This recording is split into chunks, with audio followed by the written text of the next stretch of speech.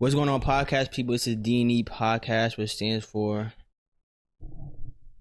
Oh, my fault. Damn near everything. I'm NK Rudy. You just did it. I'm NK Rudy, leader of the friend group. I'm here. Oh, main character, my fault. I'm here with my friend, the co-host, Jahmar. Say what's up. Yo. We got Josh behind the camera. Say what's good, Josh. Yo. We also have a special guest on today. We got a rapper out of New Jersey, Peso the Misfit. Yo. Yeah, so this is actually a crazy thing about this, about you being Jahmar's guest. This is Jahmar's first guest that he actually brought on the podcast, because you didn't bring anybody else before. Don't say Ricky, because that was my guess. Yeah. It is. So this is actually Jahmar actually stepping up, doing other things. It's about damn time. It's about damn time. So what it is that we have a lot of mutual friends, and then he just took the initiative to ask. I think, who was I supposed to ask? I think it was Ricky. And then I was like, I'll ask him a few weeks from when we were actually supposed to record, but you actually asked him earlier. Yeah, and you just stole that credit from me, basically. No, that's not That's what it was. I said I was going to invite Ricky, and then you were like, oh, I'll ask him. I was like, okay, word.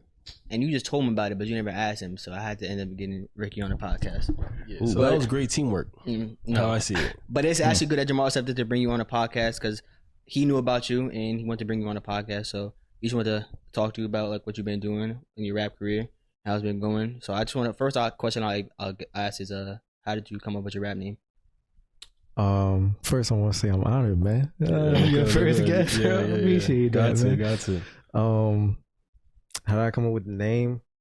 I just wanted something that sound cool, and at the time when I came up with it, in my mind, this was like the coolest. Can we curse? Yeah. It was like the coolest shit I could think of at the time, and like everybody think I'm Spanish, so I was like, let me say peso, you know what I mean? Because I wanted something with money, but like I wasn't gonna be like dollar, like you know what I mean, dollar bill off of like the Players Club, because like people already know that. So I said peso, and then like the Misfit just came from like I used to get in trouble as a kid, and just also like dual side, like just being different. So like standing out, telling people be different. Got you. What do you? You say you're not Spanish. What are you? Nah, I'm black and white. Black and white. Okay. Yeah. Word. How long have you been doing this? About 9 years. I started writing when I was 17. I'm 26. Okay. And then I started recording and everything when I was like 18, 19. So, and I got serious with it at like 22. So like from 22 to now, I've been like serious with it. That's crazy. What made you want to be a rapper? I just liked how I felt when I like heard songs that I liked. So before I wanted to be a rapper, I wanted to be an actor actually, and like make movies, because like I like how like if you watch a movie that like connect with you and you like leave, you know, you feel different. You know, some people they take on the personality of their favorite character of the movie for like a month or two. Other people, they look at how they deal with relationships in their life differently, you know, because of how they saw the characters. So like I like the fact that somebody has seen something, made it, and then it changed how other people live their life. And then when I started to get into music, I just knew how certain rappers made me feel. Like Nas was the first rapper that I listened to, and I was like, damn, like this nigga just said something that like moved something in me, you know what I mean? So like I was like, I want to do that. And then I just started writing, because I had a lot going on. So like I wasn't really writing the rap. I was just writing stuff that I was like going through, and then it just turned into me making music. It's crazy that you said it was, how old were you when you said you started taking it serious? 22. So I found out about him around like a few years before that, and how I found out was Justin told Devontae, and then Devontae showed me your music, and it was Journey. It was like something we all, that song. I was like, damn, this is tough. And I started listening to more and more songs, and like I had a few songs on Spinrilla But now that shit's down. Can you say why it's down right now? Yeah, Spinrilla got hit with a lawsuit. I don't know. I don't know how much I can say on that. Yeah. But yeah, they got hit with a lawsuit for copyright. Damn. Yeah. I was mad as hell because I went to go listen to it again. I was like, all right, he's coming on. Let me like put this shit back on. And I couldn't find it. I'm like, damn. Are you ever gonna put any of those songs like on Spotify or? You know what? I'm gonna be honest with you. I don't even know if I can still access those songs. Oh wow! Because I recorded those. So the computer I recorded those on blew up. Yeah. Damn. Yeah, bro. Damn. That That's shit crazy. broke my heart. Like I turned that shit on one day, and then like I heard a really loud noise. And I'm like, it's not supposed to be doing that. And then I like a bunch of wind started coming out. Oh no! Then that shit just, it just blew up. Damn. Damn, Was it like crazy? Like a big explosion, like pieces was flying, like someone. No, it was like something It inside. It was just like a. Damn. And then like I took it to the shop, try to see if they could, cause sometimes they could rip the hard drive out and like salvage like the memory and everything. Yeah. Mm-hmm. He did that, but like I can't do nothing with that. So like I could open up everything, all my files, I just can't do nothing with it. Like I can't export it. Damn. I can't change it. All I could do is just look at it. Damn. Like it ain't nothing I could do. You only go to Spinrilla because usually I know SoundCloud. Usually a lot of people start uploading music to SoundCloud before they go to like other what they call them? They call DSPs. That's what they call like a Spotify and like Apple Music. I don't even know if Spinrilla and SoundCloud count as. I guess they do. Yeah, they do. Cause like iTunes, Apple Music, Spotify, and all that is like SoundCloud, and like Spinrilla is more like. You might find like more underground artists on there. Like people who just want to get out music without even getting paid and stuff like that. Yeah, I got stuff on SoundCloud, but like my Spinrilla stuff was different. Okay. Then like I had like one thing on Spinrilla that like I didn't have anywhere else.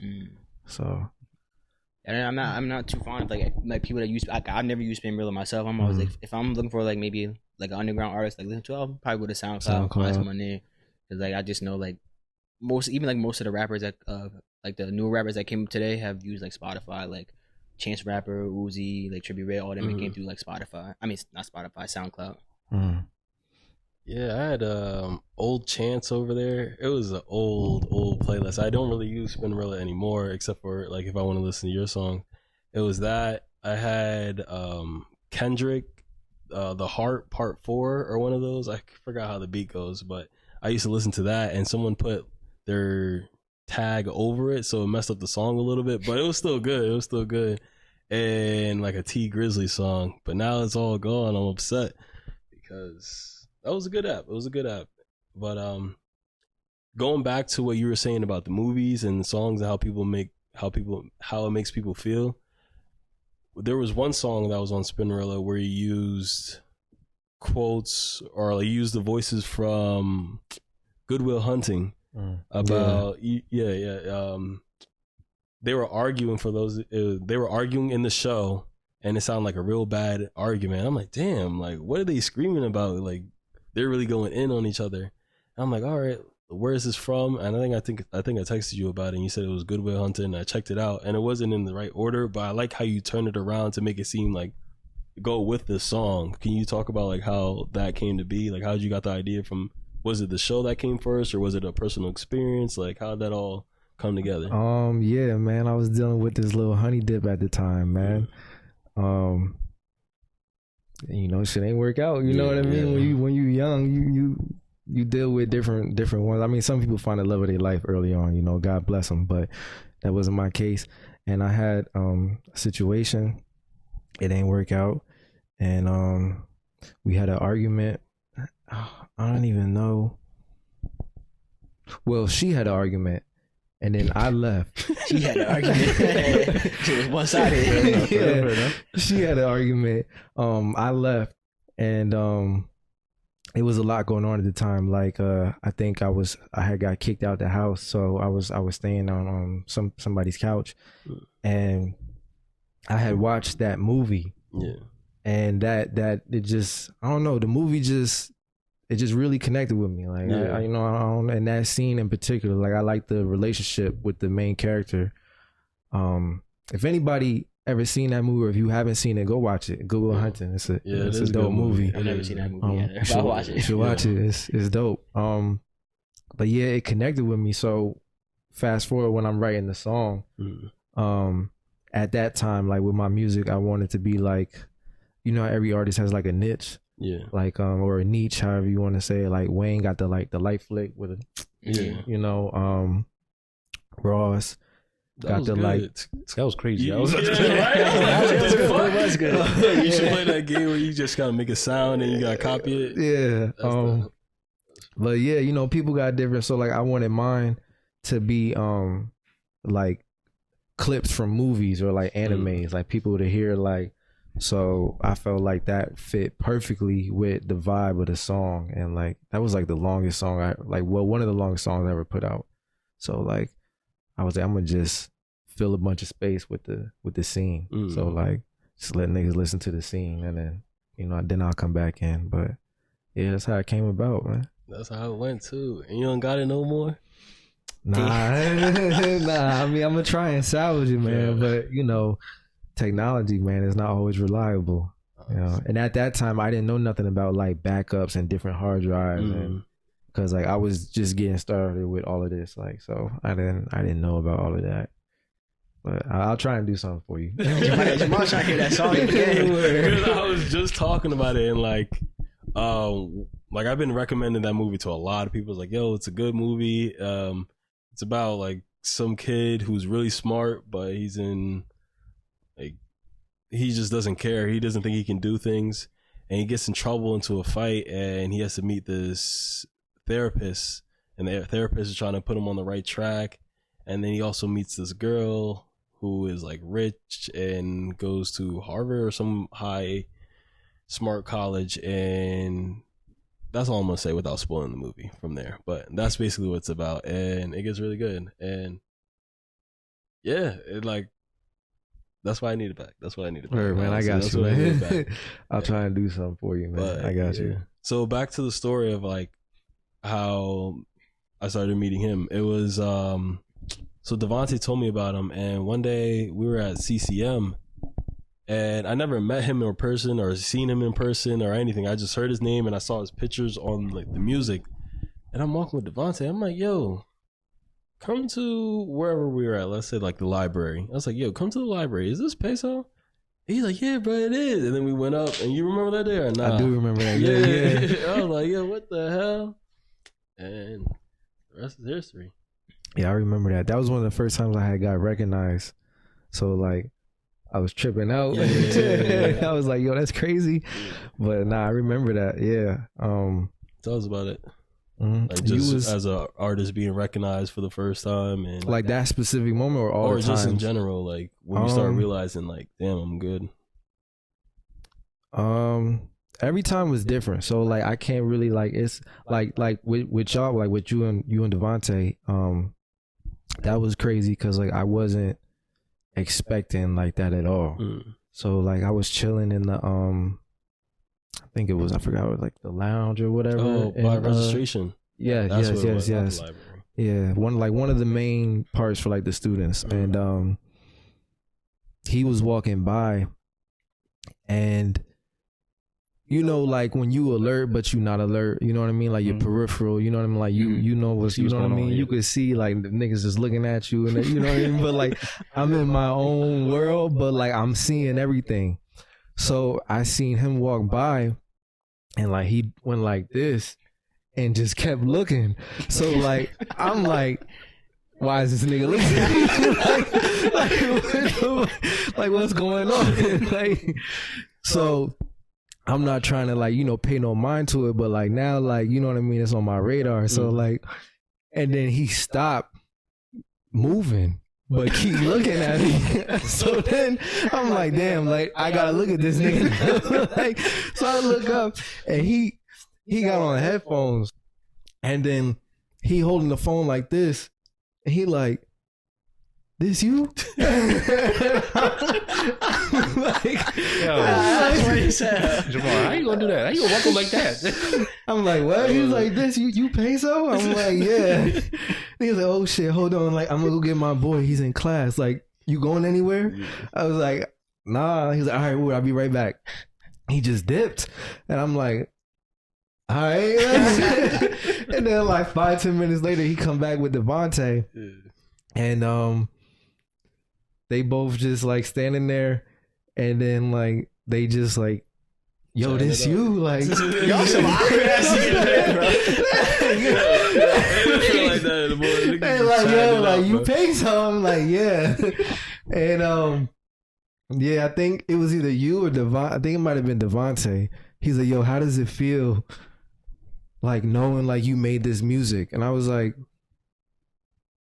it feel good, man. Like, I don't know, man. I'm glad y'all like it. And then like we chopped it up for a little bit, and they was mad cool, and we chopped it up for like a good little minute, and then yeah, I went about my way, and then, you know, they went on their way, and it was dope. It was dope. It probably is a good feeling. Yeah, like someone recognize you for your music. Oh, yeah. The other times was like a little different. Like I was in the mall one time. Was this Livingston or Willowbrook? I think it was Livingston. I was with a few of my boys, and we was on the bottom level. Yeah, we was on the bottom level. And out of nowhere, everybody just stopped. You heard like the loudest scream. I thought somebody was getting attacked. Like everybody thought like some shit was happening. Yeah, like, especially in the mall. Hell yeah. Yo, it was like 2 or 3 girls, the loudest scream you could ever hear. Like everybody, like it wasn't just me and everybody stopped. Niggas came out the stores, like looking around, like what the fuck just happened? Like I look up, and then they like over the rail, like going crazy, and I don't know that they looking at me. My boys don't know that they looking at me, so we like, oh shit, like we in the middle of it, like what's going on? Like we start looking around, like I'm looking at them, like, yo, why y'all ain't tell me like something going on? Yeah. And then they're like, oh my god, like it's Peso, da da da. Please, like don't leave. And then they start running around to the I don't know the word, the stairs joint, you know what I mean? Yeah. And my boy's like, yo, you got fans, nigga? Like, I guess so. Like, then they come down and they like wilding out, and they're like, oh my god, like, can we get a picture with you? My boys wilding out, they taking a video of it, like, oh my god, he got fans. Like, people walking past, like, oh, they just screaming for this nigga, like, you know what I mean? And they looking at me and stuff, right? And then I take pictures with them, and they go about their way, and that was a trip. Like every instant, like it was another instant. This one was a little bit different though. I was in New York at damn, what do you call the Grand Central Station? Penn Station? I don't know. Penn Station. Yeah. Penn Station. Like when you got to go back to Jersey and you waiting for. So I was over there by myself because I had to go over to shoot a video. So it's late because I had to rush back to make the train. Otherwise, I would have had no way back home. So I'm standing there by myself, and then same thing with when he recognized me, my peripheral, I was alert, you know what I mean? But like I'm not trying to be looking around at niggas because I'm over here by myself, like I'm in my world. But it was a nigga looking at me like off in the distance, and then he's like a little bit more awkward with it. If you watching this, I'm sorry, you was a little awkward. So like he was like watching me, but it was more like he like trying not to be seen. So like he like looking at me and stuff like that. And like I see it, and then the people he with started like looking at me, and I'm like, damn, like I hope I don't gotta do nothing to nobody. Like, you know what I mean? I'm just trying to make it home safe. Like then he walk over, he like, yo, like, and his hand was shaking like this. He like, yo, are you like you're Peso? And I'm like, yeah. He like, yo, he's sweating and shit. He wiping the sweat. Shit. I'm like, what you about to ask me? He like, would you mind like if I take a picture with you? I'm like, oh yeah, sure, loosen up, nigga. Like, you making me nervous. Like, damn, like, you can't walk up on nobody like that. But he asked people to take pictures. Like we pose and stuff, and then like his people start taking pictures with me, and I'm like, oh, this is dope. But not knowing I'm by myself in New York at like 11 at night. Niggas looking at me like, oh, this nigga must got money. Right. So like he walk off, and then like I'm chilling, looking at the board, looking to see like what time the train coming up. And then I started noticing a bunch of other niggas start looking at me. But this is more like they trying to like see, like, you know what I mean? Like what's going on. And then like, so like the whole rest of the night, they ended up following me to the train too. The people that was like, because people thought I was famous, because like it was like 4 or 5 people that day, and like the way he like walked up on me, everybody done seen it. It wasn't like, you know, normally everybody just in their own world, and for some reason everybody just decided to be nosy in that like little 5 minute. Everybody seen it. Everybody was watching because he was being awkward with it. He was too and nervous. like so like, and then when the cameras come out and I'm taking people like, who is this nigga? Like, trying to find out who, like, maybe I'm gonna get a picture too. Yeah, so like it was a little like, but that was like another. It was a bunch of other times I didn't got free food because of this before. I didn't had I was at a party once. Somebody had invited me, like one of the like, I guess mansion barn parties. Like I guess like when people throw parties in they like big ass barns, like, you know, like the rich kids with the. But I didn't know nobody there. Somebody had just invited me, so I was like, all right, word, I'll pop out. Like, and I didn't know people in that area had like knew my music, so I'm just chilling, and then this dude is like arguing with this girl, and then I turn around because they like close to me, and then he like, yo, like, where you know my girl from? I'm like, nigga, what? like what? Like, bro, I don't know neither one of y'all. Like, she's like, no, like I told you, like he's the rapper, like da da da. And I'm like, I do rap. Like, do you like my music? He like, nah, like, you know her. She says she know you. I'm like, yo, I think you've been drinking a little too much, my brother. Like, you know what I mean? I don't want no problems, but like, if she know me, I don't know what you want me to do about that. Like, but they ended up getting into an argument, and you out here causing problems in this relationship. Yeah, man. She wanted to. He left her there, and she wanted to get back at him, and she tried to throw me in the middle of that. I'm gonna let y'all figure out, you know what I mean, how she wanted to get back at this nigga. But I ended up not doing it, man. You know, I'm a man of God. I don't think you should break up a happy home. And that home wasn't happy. Yeah, you know, you're not a homewrecker. I respect that, man. You know, but yeah, it's a bunch of incidences, but it's never been like a crazy incident where like I feel like I'm famous. It's more so like, oh, like people got love for me, and like it's dope that people show love when they see me. But yeah, no like crazy like famous shit yet. Yeah, but say now, because hey, if you getting out now, like expect like 5-10 years from now, like niggas gonna know you. Like, oh, yo, you gonna get a crowd. Word. You might have to start rocking with some like security. All right, back up. All right, one pick at a time. Word. How are you gonna go about separating people who are like fans and friends? Because fans will do. I mean, you know, crazy. Right? Like, you know, like you should know. You should know. People be asking you to get on the pod, nigga. You should know. Yeah, but I'm just trying to see his input. Fans and friends. Well, it's different because like right now, a lot of my fan base is like overseas. So like I be talking to my fans. Like they message me and stuff like that. Like they like try to book venues for me so I could go over there and like do shows and stuff.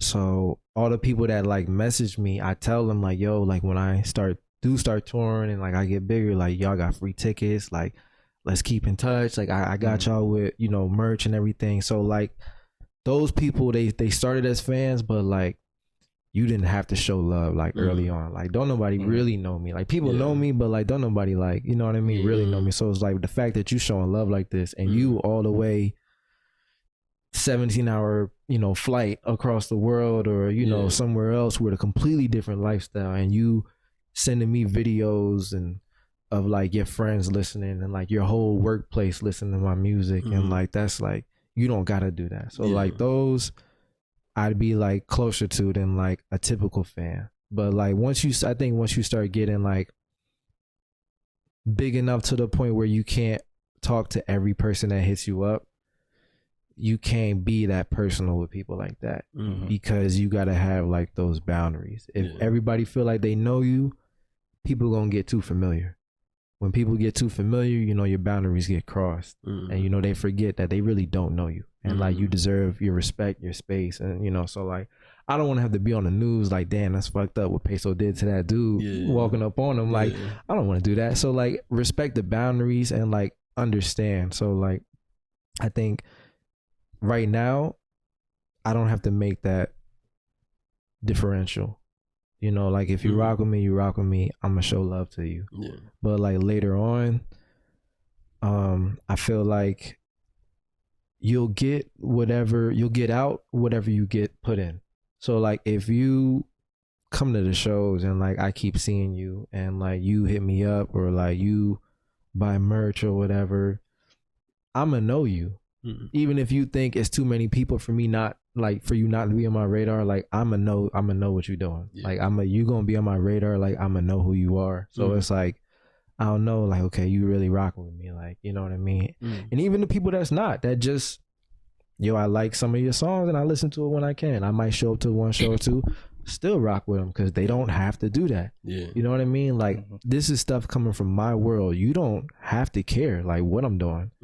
Anything I'm doing, it has no effect on your life. Like, it doesn't matter. You don't have to give a fuck. But the fact that you do, regardless of like what level you care, I'm going to show love. So like, I don't think you should label somebody a fan. I think if they got love for you, they got love for you. Because like, then like you making it not personal and like you not making them a person. Yeah. Like they just showing you love and just leave it at that. You feel like a supporter would be a better word? Yes and no. Like I wouldn't even like say like when I talk to them, I don't say words like that. I might say like thanks for supporting me, because like that's an act. But like I'm not about to give you a label. You know what I mean? You just said thanks for supporting me. So when someone's supporting you, what does that make them? A supporter, but okay. Like I could tell my cousin, yo, thanks for supporting me. That's my cousin. That's not a, you know what I mean? I mean, that's family though. Like, I'm talking like, you talking about like people that we don't know. Like you said, there's someone who just really fuck with your music, and then like you talking to them like as somebody. Yeah, but like what I mean, like I don't want people to feel like I'm trying to monetize them, you know, and like turn them into something where I'm just getting something out of you. Like how many of you can I collect so that I can move to the next level? You get what I'm saying? Mm-hmm. Like when you talk to people like that, even if it's not intentional, people still pick up on things. They might not say nothing, but like they still gonna remember that. Versus like if I just try, at the end of the day, we both know what it is. But if I just try to like, you know, deal with it and talk to you like it's just me and you right now, you know, like forget like you a fan or a supporter and I'm an artist, it's just me and you. Like we just two people, this is our interaction. And then when you go about your way, continue your life and I continue my life. Like every time you come across somebody, try to look at it like that instead of, oh, this is a fan, this is a supporter. So you just trying to see him just as just another person. Basically. Yeah. Okay. Yeah, because that way it's easier for me to make the right decisions and it's easier to grow from like a business standpoint, where like you deal with things more personal. Like this is just now from like an artist and like music business standpoint. When you make people feel less like not humanized, mm-hmm. they don't want to do business with you. Even though at the end of the day, the boss knows that they're the boss and the worker knows they're the worker. But when you go into your workplace, if you feel like this person is constantly talking down on you and not treating you with respect like a person, even though that's your boss, you're not gonna want to work there. It got to be a comfortable environment. You know what I mean? This is no different. It's just a different game. It's still a sport. It's just a different game, different rules. So you just got to learn to maneuver. You know what I mean? Yeah. Okay. So it's kind of like that. I see exactly what you mean. Cause like when you say like, when somebody's like kind of speaking down to you, like yeah, I know you the boss or whatever, like that's kind of like the dynamic with like people and cops too. Mm-hmm. Like they be trying to like some cops like dehumanize you, like bro, like I'm a man, like they be talking down. Like some cops, I won't say all cops, but some cops like they talk to you crazy, like bro, like I'm a man just like you, like come on, like you, like I feel like they have like when they're behind the badge, they have some type of power, and I guess like we'll say like not you, but like other rappers too, like when they have that fame, they might look at you like, you just a fan, you don't hold rank, like Brent Fire said, like, but like it's like I said, they just another person. Yeah, it might not have fame, but like I'm still just like you just another man. Too. Exactly. I feel what you mean. I feel exactly what you mean now. You listen to Brent? What? You were listening to Brent Fires? I mean, I've listened to him before. I don't listen to him like that. I'm trying to listen to more people though. But yeah, I know Brent. I ain't know. You know Brent Fayez. Just because I just started listening to Brent Fayez like a few weeks ago, maybe a month now, and I'm just trying to find new songs. But I didn't know you listened to that. You listen to Brent too? Yeah, he fire, bro. He one of my favorite. Like right now. What type of song? What songs you suggest? What songs do I suggest? Yeah. I'd say it depends. Like Lost Kids Get Money is a good one. The EP with Lost Paradox AM EP, something like that. That whole joint is fire. His other EP, I think it's called Lost too, is fire. Paradox AM, that's the name of it. That whole EP fire. Lost is fire. Lost Kids Get Money, the song is fire. The whole new joint he dropped, Wasteland. I really listen to like that. Like I fuck with shit. Like, like I really, cause like I don't like listening to people like that. So like if I find somebody I like, I'm like all the way in. Like I fuck with him. I fuck with him heavy. Or some people you like listening to like that? I listen to Brent. I listen to Freddie Gibbs. I've been getting into Griselda a lot. I listen to a lot of Larry June. Larry June is probably like my favorite artist. Y'all ever heard of Larry June? No. Larry June, he from San Francisco. So how do I explain his music? He make music for players that don't like drama, try to stay healthy, and focus on getting money. Sound like I need to tune in. Yeah, man. he like that, man. He talk about one of my boys actually put me on to him because he said he talked just like how I talk, like when I get like comfortable and shit like that. So I'm like, he like, yo, listen to this nigga, cause like he basically you, just like a little older. And I'm like, all right, bro. Like, and then I started listening to him, and it was just mad player shit, and like getting money, staying healthy, like staying out the way. I'm like, damn, this nigga is speaking my language, like right up my alley. So like I started getting into him. Like he be talking about get your credit right. He be giving game on how to like use cars to your advantage. So like you could like buy this type of car and then how you could flip it like legally and like make the return on investment. Like he I saw an interview where he talked about he resold his Mercedes and made 60,000 on it. Damn. So like you selling cars and making more than what you paid on it, like he be giving game for days, bro. Like I really fuck with him. I really fuck with him. Yeah, that's tough. That is tough. Yeah. I do have a question about like other artists in the area. Like do you look for like other artists in the area to work with, like featuring and stuff like that, or hop on their songs, they hop on your songs? Like how do you go about that? In the area, you mean like Jersey? Yeah. Like this coast? Yeah. What is this? Where you from, right? Yeah. Okay. Yeah. So like, I'll just say Jersey. I'll say like more local artists. Yeah, I'd say like recently I've been because I haven't dropped as much as I wanted like in like a few like 2 years, 2-3 years. That's because of like paperwork and stuff I've been doing like behind.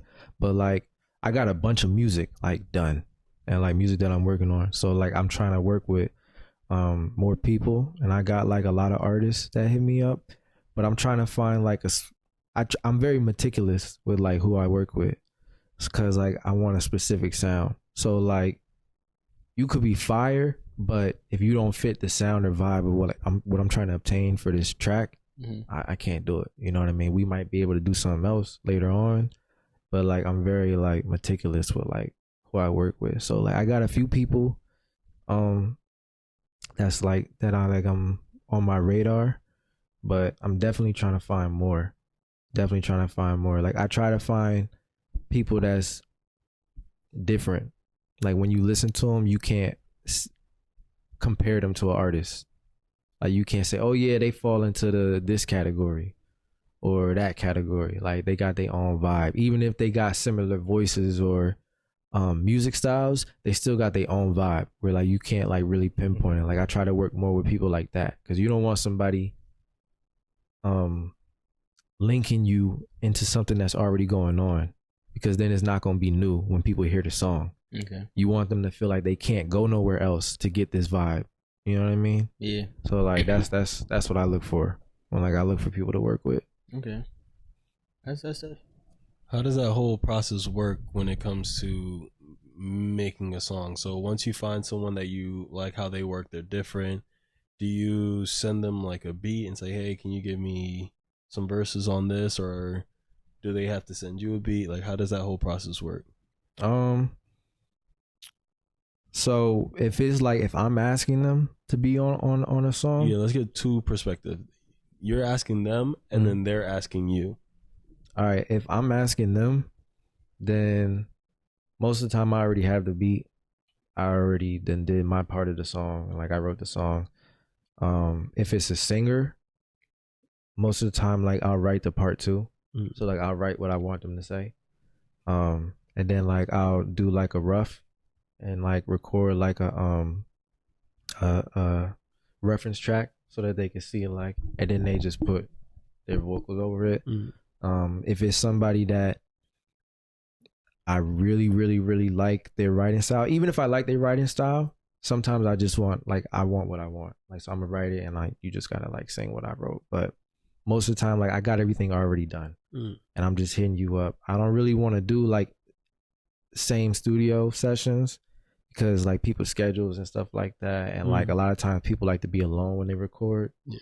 So I'll put my joint over there and then I'll send it to you, and then they do what they do and send it back, and then we get it, you know, mixed, mastered, everything like that.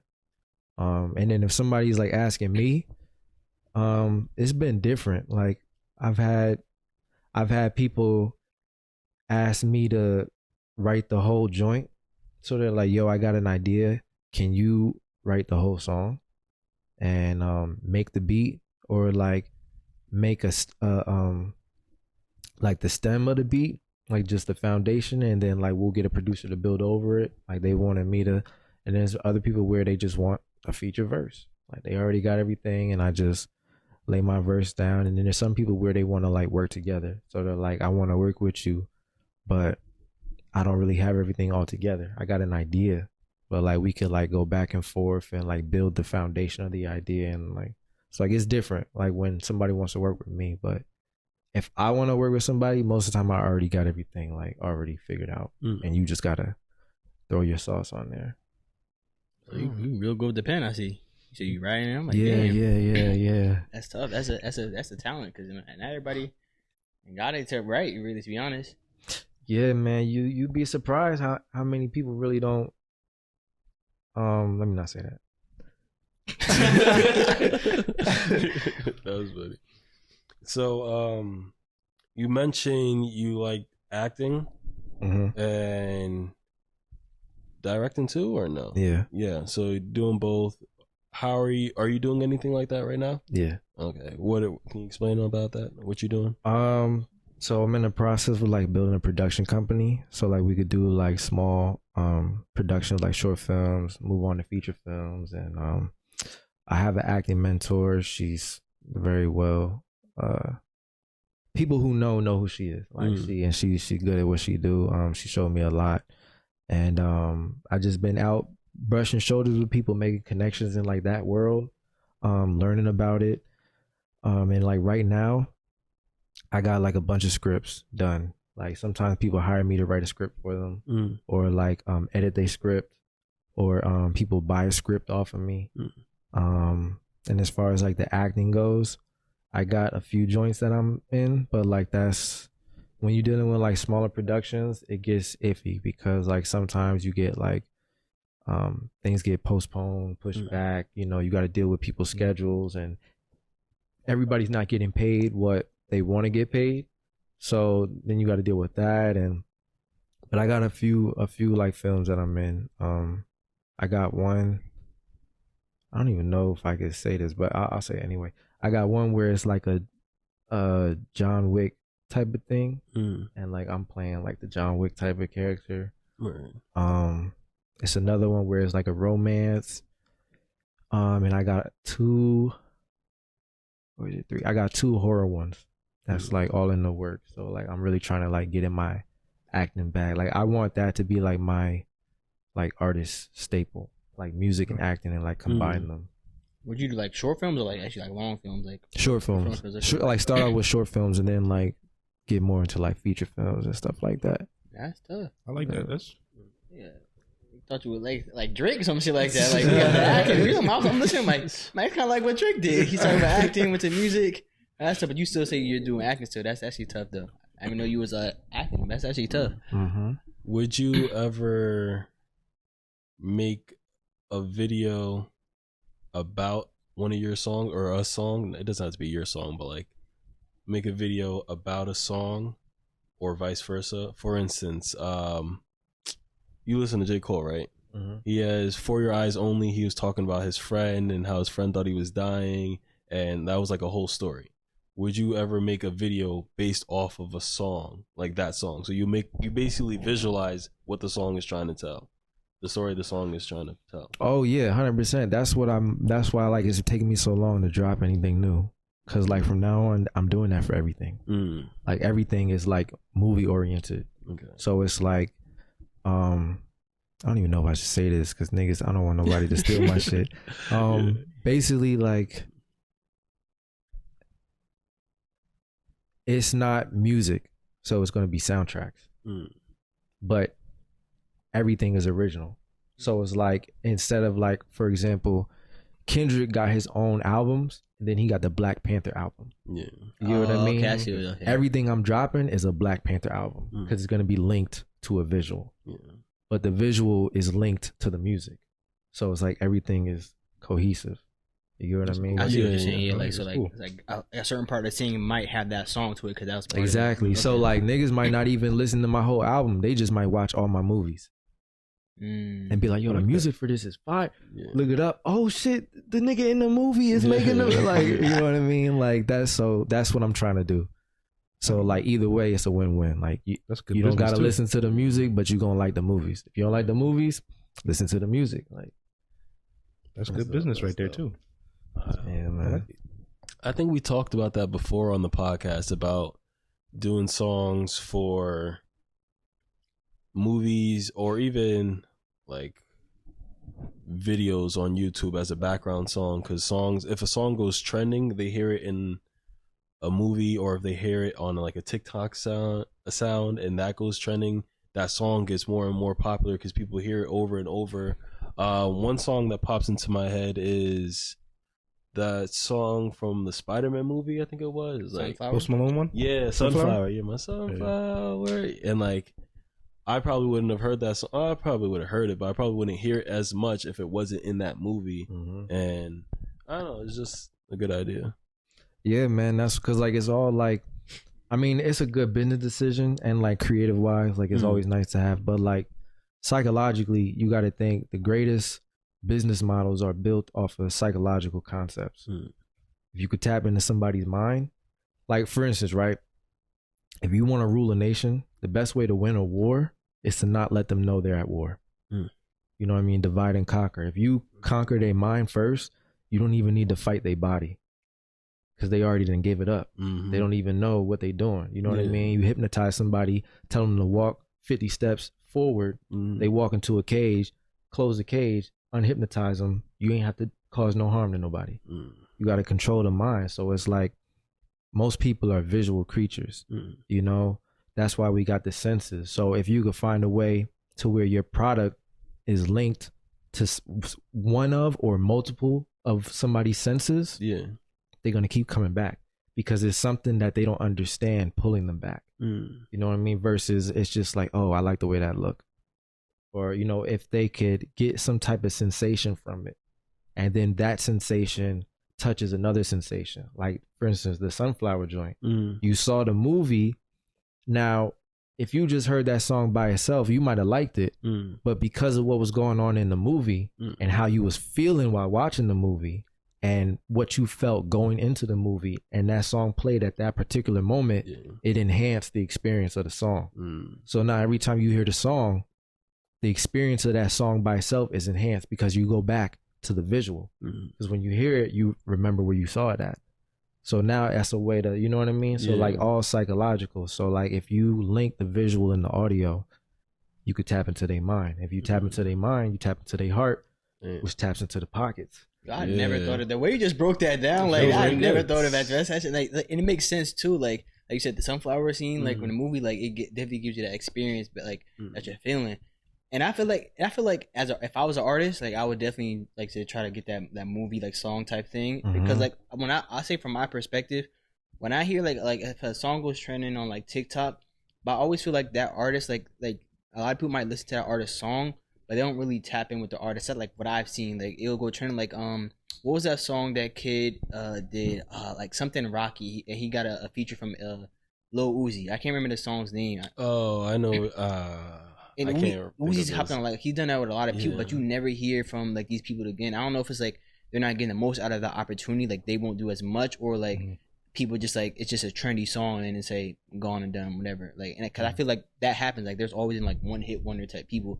And I feel like TikTok songs usually do that. Like I don't know, like y'all know anybody that ever made it off of TikTok like going big like that? Like, cause I can't really name people. Lil Nas X. He was TikTok? Yeah. One hit. I remember what was the song name? The Old Town Road. Yeah. I remember I was on TikTok, so that was off of TikTok. Okay, but that's like one of the past. I think Ice Spice. Ice Spice is another one. That's TikTok and Instagram. I don't be on TikTok. Yeah, I don't be on TikTok. I feel like, damn. That was, I just know she was trendy on social media though, but I didn't know it was just TikTok. Yeah, the past like a lot of the charting songs for like the past like since COVID happened. I think 40% or 50% of them. No, I think it's like 40% all off of social media and TikTok. Damn, I like you just those two you named like those are only two, but like. Maybe there are more. Maybe I'm just not seeing it though. You ever heard of 24? What's his name? 24K Gold. I heard him. TikTok. I don't know his songs like that, but I'm pretty sure like a lot of people do. His name is like he got money all around me. No, that's Brent. Damn, that's crazy. But yo, I can't believe this. Yo, wow. I've been New Brent then. Yo, but I mean, wow. I just found that out. That Brent sang that song. I was like, oh shit. Well, like, he just sings a hook on that song. That's actually I didn't know that. That's Gold Link song, but that's Brent on the hook. Yeah, the hook is Brent, which is like one. I was thinking of that song. Is he on that song, the 24? Nah. I'm gonna be honest with you. I don't know his songs, but I know he got like 2 platinum songs, and them shits got famous off of TikTok. What's his name? The Blueberry Fuego or I think it's I forgot the dude. Yeah, TikTok. Blueberry, that's his name. No, that's the name of the song. Oh, okay. I don't know. I forgot his name, but so Fago, that's his name. Mosey. Yeah, I don't know. It sound like Lil Tecca, the dude with the glasses. I got black, I got white. TikTok. That was TikTok. Yeah, man. Bro, like I said, I don't be on TikTok, but I just know it was trendy though. They blow up on social media, and then by the time they become common names, you don't even remember that they blew up on social media. I'll say I do know some people that just blew up on social media, but like some of them the TikTok ones, like the real trendy song, people doing dances and shit too. Like those are the ones I be talking like the ones I said Uzi like even helped get a feature on them. Like those ones I don't know, like I haven't heard of them ever since. You know who blew up off of social media? The Baby. Oh yeah, okay. His name was always just in the news or like it was him either fighting somebody. He killed somebody in Walmart. Nah. His when his joints I think it was Suge started going like hot pocket in the mail is gone. When that started going crazy, all the other shit that like when he killed the nigga in Walmart and everything that started surfacing because it's a marketing strategy. Once you catch that flame, you got to throw everything in it to keep it. So they just resurfaced everything. Stay in the public eye. I got you. Well, I think I heard of the Baby before. Like, even I remember because I vividly remember when he did shoot that person. But I remember he had a song out before Suge. 21. Nah, it was Suge on the like what was the song? I think it's like an orange album cover. It was probably 21. How she only 21 and some she a freak or something like that. I'm about to just take a quick look because like I said, I think I heard of the Baby before that. Suge was on he had a blue album cover. Maybe I think that might have been 2018's blank blank. I heard of him around that time. Next song blank blank. I think I might have heard of 21 too. So yeah, I think I heard of the Baby around that time. But Shook definitely was one of those like songs that did blow up, and social media helped it. That's when I heard that the baby was Around 2021 or 2020. Whenever that was going because you sent it to me. Yeah. That album went number one. Oh, that was 2019. Oh, the Baby on Baby. Joint went number one. Yeah. It was a good. I mean, like the Baby was definitely popping at the time. Like, Yeah. Even the intro to Taking It Out. Like, I'm thinking about taking it out for what? Like that shit was fire to me. I was like, damn, he was definitely tough then. Yeah. Do you do like any other music besides just rap? Like do R&B or whatever? Most of my new stuff is like R&B. Okay. What made you get into that? You just want to try something different? I've been wanting to do it. I just couldn't sing. Okay. Like the only reason why niggas got bars is because I couldn't hit them notes. Like, so I was like, fuck it, I'm gonna rap it out. But like now I like done found like my vibe. You know what I mean? So it's like like I've been practicing my singing, like dealing with girls and stuff when they know you make music. And then like if like you chilling at their crib and they hear you singing or something, you know what I mean? They be like, oh, like sing some. So like they made me practice. Yeah. So like I got better just off of you know what I mean. Shout out to y'all. You know what I mean? I appreciate y'all. But yeah, you know I just got better, and you know I found like my pocket. Obviously I want to get better, but like I found like my pocket of my vibe. Okay, that's tough. Oh, I hear you mention like the free food, the fans, the guests, and the connections that you make. To you personally, what do you think is the best thing about being a rapper, or doing what you do, I should say, since you're doing directing, acting, R&B? The best thing about being a rapper, as far as perk wise, I can't tell you because I ain't get that famous yet. So like when I get that famous, I'll circle back. Okay. You know what I mean? We do this again. Yeah. You know. And I'll let y'all know. By then, y'all probably gonna be on like bar stools or something. But yeah, we circle back and I'll let you know then. But like, as far as like personally, I'd say I don't feel happy doing anything else. So like one thing my mom would always tell me is don't be fooled by titles. Like growing up, so like people get a job and they get a title or they get a salary. And they let that be who they are. That's their identity. You know what I mean? But like you strip this away, are you really happy? Do you wake up feeling like you doing something in life? You know what I mean? Like 20 years from now, 40, 50 years from now, when you look back, are you gonna look back and feel like I lived how I wanted to live? Or when you old enough to where money don't matter because all you care about is how much time you got left, are you going to look back and feel like, I wish I did this? You know what I mean? The kid in me, because when you get older, your kid reverts back out. You know what I mean? That's why they say old people are like kids, because you just revert back to being, is the kid in you going to be happy with the decisions you made as an adult? You know what I mean? That's something that, and like, I'm happy with what I'm doing. The money, you know, because it's not always stable doing entrepreneurial stuff. Yeah. All of that is going to come later. Right. You just got to thug it out. Keep mashing. You know what I mean? Feet to the concrete. Keep pushing. But are you happy? Is the process something that gives you memories that you could look back and be proud of? Because, yeah, you could have a life of stability, but somebody who don't take no risk, that's the worst life to me that you could live. You're going to look back. What did you really do? You know what I mean? When the little ones ask about you and you no longer around, or what was my pops like, man? You know what I mean? Or what was such and such like? If you don't got no kids and you just got somebody that looked up to you, what was such and such like? What type of stories is attached to your legacy? You know what I mean? What impact did you leave on people? What they gonna say? Oh man, he had a dope job, man. He made such and such a year.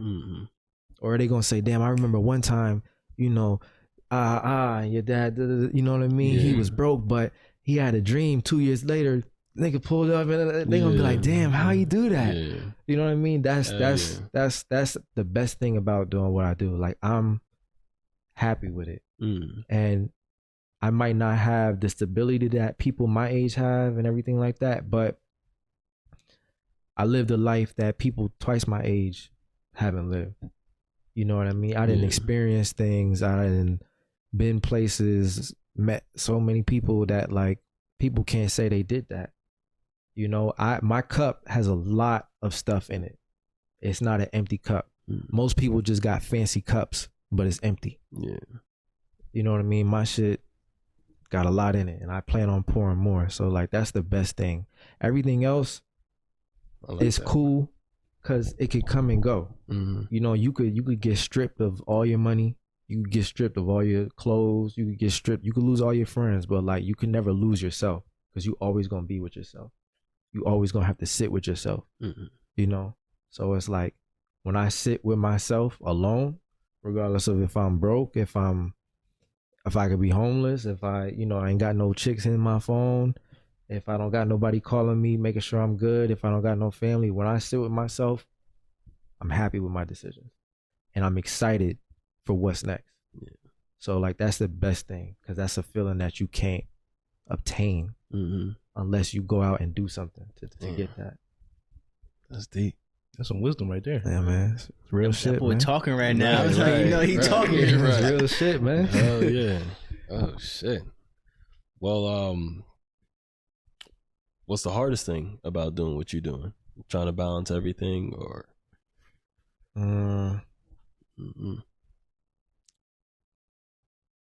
It's a few things. I say the hardest thing would be having broke pockets with a rich mindset. Being a millionaire around people who's comfortable with making a couple $1,000s. You know what I mean? You gotta be a millionaire up here before you could get it in your pocket. Yeah. And a lot of times people is visual creatures. So they gotta see, like they gotta see shit like little kids. They gotta you gotta put it in front of them. They gotta be able to touch it so that they could believe. You know what I mean? When you don't got everything to put in front of somebody, it's hard doing business and getting somebody to see what God gave to you. Because this is my vision. That these are my dreams. These are my ideas. Yeah. I can't put you inside my head and see the potential of what can be. All I could do is try to talk to you and make you like see it. Not even see it, like feel it. Okay. You know what I mean? Like wherever you step, like that's something I believe firmly. Like you got to make niggas feel you. It don't matter if you don't got what everybody else got in the room. When I leave, wherever I go, niggas gonna feel me. They gonna know he was here. You know what I mean? I'm not gonna leave a room and niggas don't know that I wasn't even there. Yeah. You know what I mean? You gotta step, make sure niggas feel you. And it's like that, getting people to tap into that, you know, and trying to work around schedules when everybody else dealing with the same problems you dealing with. They not stable either. And even if they are stable, it's not really stability. They just able to take care of themselves. You know, you just barely making steps. You're not really stable. When you stable, you got freedom. You don't have to work this year. You can make investments and you still got mailbox money. That's stability. That's freedom. You know what I mean? And it's like dealing with people that got the same problems you got, but trying to obtain something that's unattainable. That's the hardest thing. Because it's like, how many people really do something that's worthy of being written in the history books? How many people really, you know, they name live on after they die? Not just with their family and really live on. People that never met them. How many people you can touch? That's something that's very hard to obtain. And trying to install that into somebody without all the tangibles being available right now, that's the hardest thing, man. Because you got to build a team. You can't do it by yourself. You need a group of people around you that believe just like you believe so that you can move. You know, it's like, I don't know how y'all feel about like spirituality or you know, God and stuff, but like they say, if you got more than one person in the presence that believe, God is in the room. You know what I mean? If you got two believers in the room, God is with you.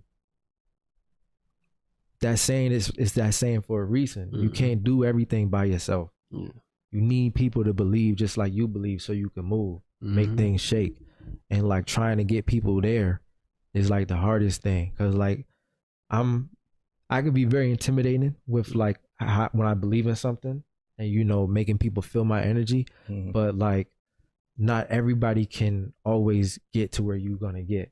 And you got to understand that even if somebody believes in you and they rocking with you, you are in control of your ship at the end of the day. You might have a crew, but they all have their own ships that they in control of. And you got to know that not everybody is going to be on the same page all the time. And like trying to get niggas to interlink and, you know, have one goal and believe in you when the tangibles isn't there yet. It's hard, you know, because you got to be the rock in the situation. Yeah. You know, how do you tell somebody who got kids to feed and they just lost this person and they attending the funeral, they got bills to pay, they don't work a job because they an entrepreneur, they 1 month away from being homeless, you know what I mean? All they friends locked up, but they trying to do something positive. How you tell people like this, keep believing, hold on, we gonna get there. You know what I mean? I'm out here working. I just need you to just keep holding on. I'm gonna make something shake, come back, and we gonna make it work. How do you instill that into somebody when they want to let go? How do you tell somebody to keep holding on when you don't got nothing to show them to keep holding on? Because everybody you look up to, they start off at the bottom. How did they make people believe to keep holding on? You know what I mean? That's a hard thing to do. But like I said, man, regardless, you gotta make niggas feel you. If they feel you, you can't ignore that, because that's not tangible. If somebody moves something in you, you can't ignore that. Somebody could give you $10 and you forget about it because you spent the $10 and it's gone. Yeah. Somebody make you feel something, you ain't never gonna forget that. Somebody hurt your feelings, you gonna remember that the rest of your life. Somebody do something to change your life, you gonna remember that the rest of your life. Yeah.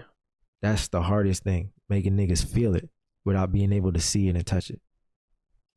This nigga top is tier mindset talking. right there. That's I hope top y'all tier listen. mindset. I really hope y'all listening right now. Cause I say he be like, he Yeah. real like talking real shit right now. I really hope shit. our viewers and listeners are like actually processing what he's saying, like listening, yeah. not just hearing. But I need y'all to listen to what he's saying. Okay. That is 100% right there. That's Like you have me, I'm locked in right now. No. Damn. I had a whole question lined up. Yeah, it's hard to follow. That's a hard follow up right there. After that. But no, I agree, man. That's tough. I do believe in having hope and just keep. I got that shit tattooed on my arm. Don't flex. Don't. But I got that shit tattooed on my arm for like multiple reasons, and one of those things is like you just gotta keep hope that shit will get better, and you gotta keep doing what you doing. Believe in yourself to keep doing what you gotta do, what God put you here for, and to get you out of those hard times. Because once you give up hope, then what is left? Then you're just stuck, and you're not gonna live that life that you want to live. And it's crazy hearing you saying that, and the legacy thing too, because I just finished watching Air. Have you guys heard of it? Yeah, I heard the movie. I haven't seen it. I wanted to watch The Michael it. Jordan shit. Yeah, it's basically I how didn't see it, it's about how Nike signed Michael Jordan and got him his own brand deal, and some of the pitch that they give was like, you're gonna leave a legacy, like what's gonna separate you from like Magic Johnson and Larry Bird and all these other basketball players that already have shoe deals, is that kids are going to remember Jordan. So even when you're done playing basketball, they're still going to remember Jordan for his shoes and just basically his legacy. And it's been X amount of years since he's retired, and people are still talking about him. People are still trying to buy his shoes and all that stuff. And it's like, damn, that's a legacy he built, and trying to, I don't know, that's just the legacy that he built. And I'm like, damn, what you do today really can leave a legacy that people remember you forever. And it leads to like, I don't know, I was talking to someone else about this as well. It was like someone, a loved one died, and to me, I feel like their body may have went, but the memories that they created with each and every one of us, how they changed us, that feeling that you were talking about, it sticks with us, and we carry that on every day. And yeah, so hearing this shit is just like a fresh reminder, and just keep pushing. I'm definitely feeling motivated today, and I hope I'm not the only one in this room or even watching this video that gets pushed by your words and learn to do something that they've been procrastinating to do and get shit done, you know? Yeah, man. Anybody watching this, man, if you got something on your mind that you want to do and you don't know how to do it, or you've been trying to figure out, don't figure it out. Just do it. Yeah. You the figuring out come later. You know what I mean? Get up, put your feet to the concrete and make something shake, man. You waiting for things to be right, it's never going to be right. You got to learn how to operate in the wrong and figure this shit out as you go. Cause you're gonna be waiting for things to be right. Next thing you know, it's 10 years later, and you like, oh shit, damn, like what happened? My opportunity didn't pass. Get up, make something shake, man. Oh bullshit. Oh shit. What was I about to say? Do you have any advice that you would give besides just getting started? Do you have any advice to anybody that wants to be a rapper or an actor, what they should do to get started, or first place to look, apps to use, maybe? I feel like I'm gonna get more specific for like rapping and acting, but like just anything. If you anything you want to do, you gotta study it, because if this is what you're gonna do, you know, you enter in that game, and this is a game you're gonna play. You gotta study the game so you could be a master at it. You know, you don't hear no grandmasters in chess talking about they never studied chess. They just sat down and started playing because they thought it was cool. Nah, you gotta study it. You gotta study the moves other people that made, so you could learn, okay, this move work. I don't really like this move. This don't work for me. Let me try this. You know, so study the game. Study people that you feel are similar to you. So like getting more specifics, like with rapping, if you feel connected to certain rappers, or you feel like they got a similar vibe to you, even if, because in the beginning you're not gonna know what your style is, you know what I mean? So like you gotta not kind of bite off of other artists, but you just gotta, it's gonna be a time period where you're heavily influenced by what somebody else is doing, because you don't really know what you're gonna do yet. You know, so practice by doing covers. So get somebody's beat, make a remix to it. You know what I mean? If you're inspired by a song, like, oh shit, that's a dope song, find the instrumental, put your own verses on it, rap along. Whenever you hear a song coming on, rap along to that shit, so you could work on your breath control, work on how it sounds to be in different cadences. Because when you rap, if you a skilled rapper, not no shade to anybody, but not everybody can do this. You know, some niggas got the same flow on any beat, no matter what the vibe is. You can't, I mean, you can do that if it worked for you. But if you skilled, you should be able to adapt to whatever is necessary. Not every song requires you to rap in a certain cadence. You have to switch it up. Not every song requires you to rap in a certain tonal. You have to know how to switch the tones of your voices. So like, you know, for instance, like it might be some cool shit where you might be talking to the bitch, you know what I mean, and you just speaking real smooth, or you got to switch it up and throw your voice a little. Like it's you got to learn the different tonals of your voice and learn like which keys work good with you and stuff like that. But that all comes later. Practice by rapping along to other people. Do remixes, a lot of remixes, and just write when you feel inspired after hearing somebody. So don't worry about if you can't write on your own just by yourself. Listen to songs when you feel that inspiration building up, because it's going to happen a lot in the beginning. Immediately right away start writing. Even if you feel like you biting off of what they saying, start writing. If you got to take a line that you heard that really like, oh, that shit was fire, and just flip it a little bit, and then that sparks the rest of your verse, do that. Because you got to do that in the beginning. It's a muscle. You got to build the muscle. You don't go to the gym benching 400 pounds. You got to start off with the 25 dumbbells, you know what I mean? And start low. And then you got to move up. So just start low, pay attention to what other rappers are doing, study the game, and go from there, and you'll find your own voice. As far as like acting goes, practice, just act. Like that's really like you just gotta act. Like find scenes that you would want to play. So like watch a bunch of movies. That's definitely very important. Watch a lot of movies and learn what type of roles you would want to play. But you got to be real with yourself.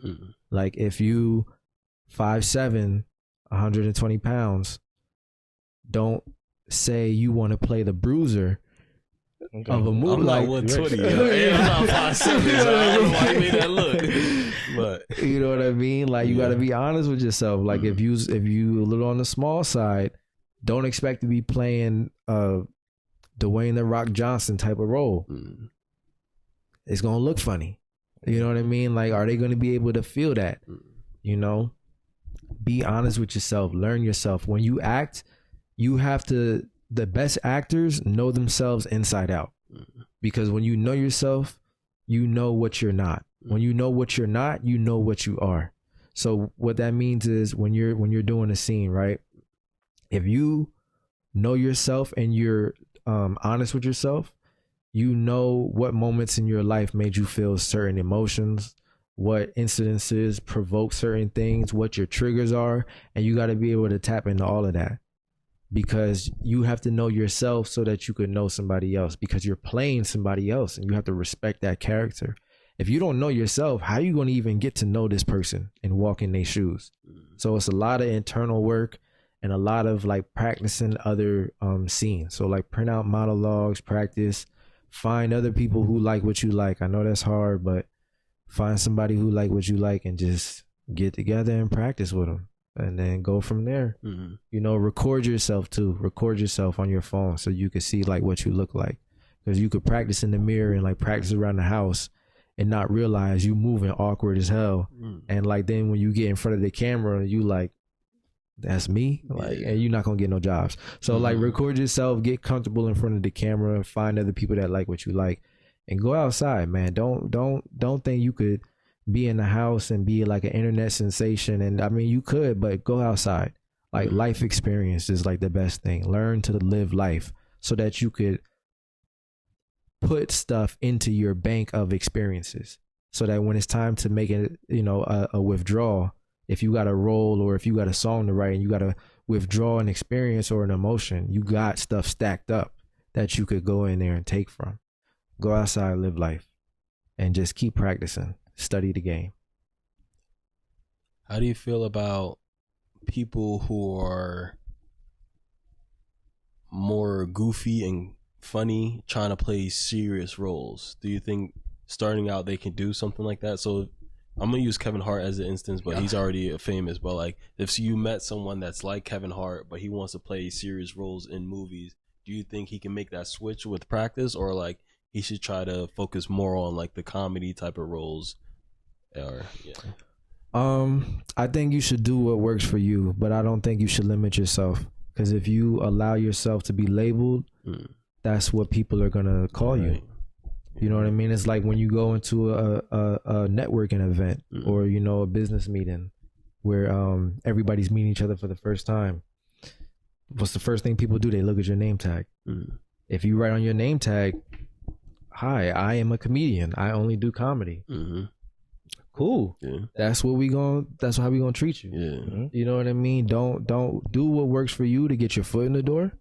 Show people your strengths, but work on your weaknesses. Don't limit yourself, because that happened to me. Like when I started taking acting classes, everybody was telling me like I need to like do comedy shit, because it was all improv and like I didn't know nobody.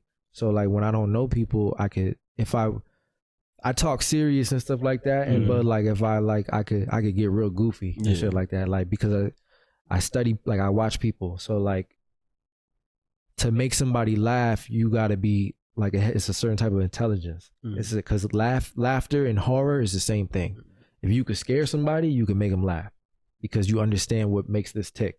So you know if I do this at this time, this way, they gonna laugh or they gonna be scared.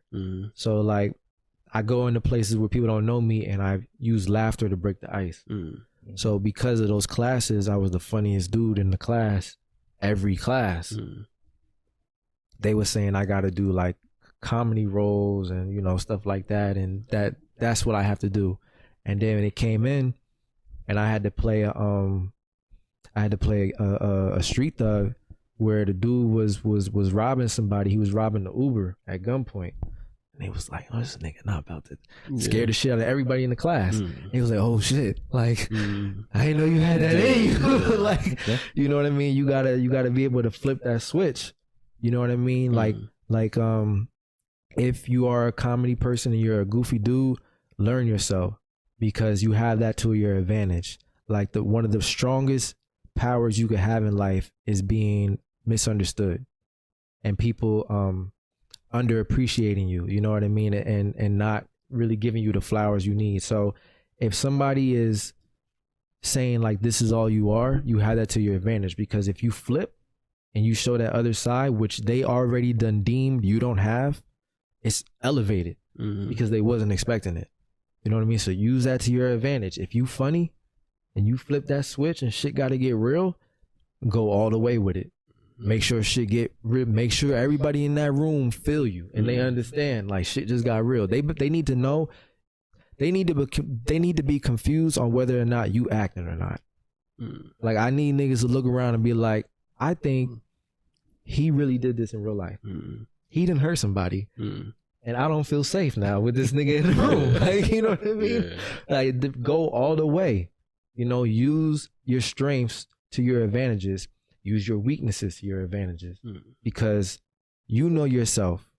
It doesn't matter what people think of you, because everybody's going to have their own version of you in their head. If they think you a funny guy and then you get casted on some serious shit, they going to go in there expecting like, oh, this about to be go all the way. Make them be like, oh, you know what I mean? I would have never seen that, you know? So use your advantage. But business wise though, like now from a business standpoint, that was like skill wise and personal growth. Business standpoint, use your strengths to get into the door. Do what you got to do to get into the door, because once you get into the room, then you could like make moves and stuff, but you got to get into the room first. You know what I mean? So like learn to find the balance between those two things, and then like you should be good. What time we at? Oh, we good. Go on. Oh, I want to ask you a question about like you say you plan on going touring soon, or like when you not soon, we'll say in the future sometime. Have you toured before though?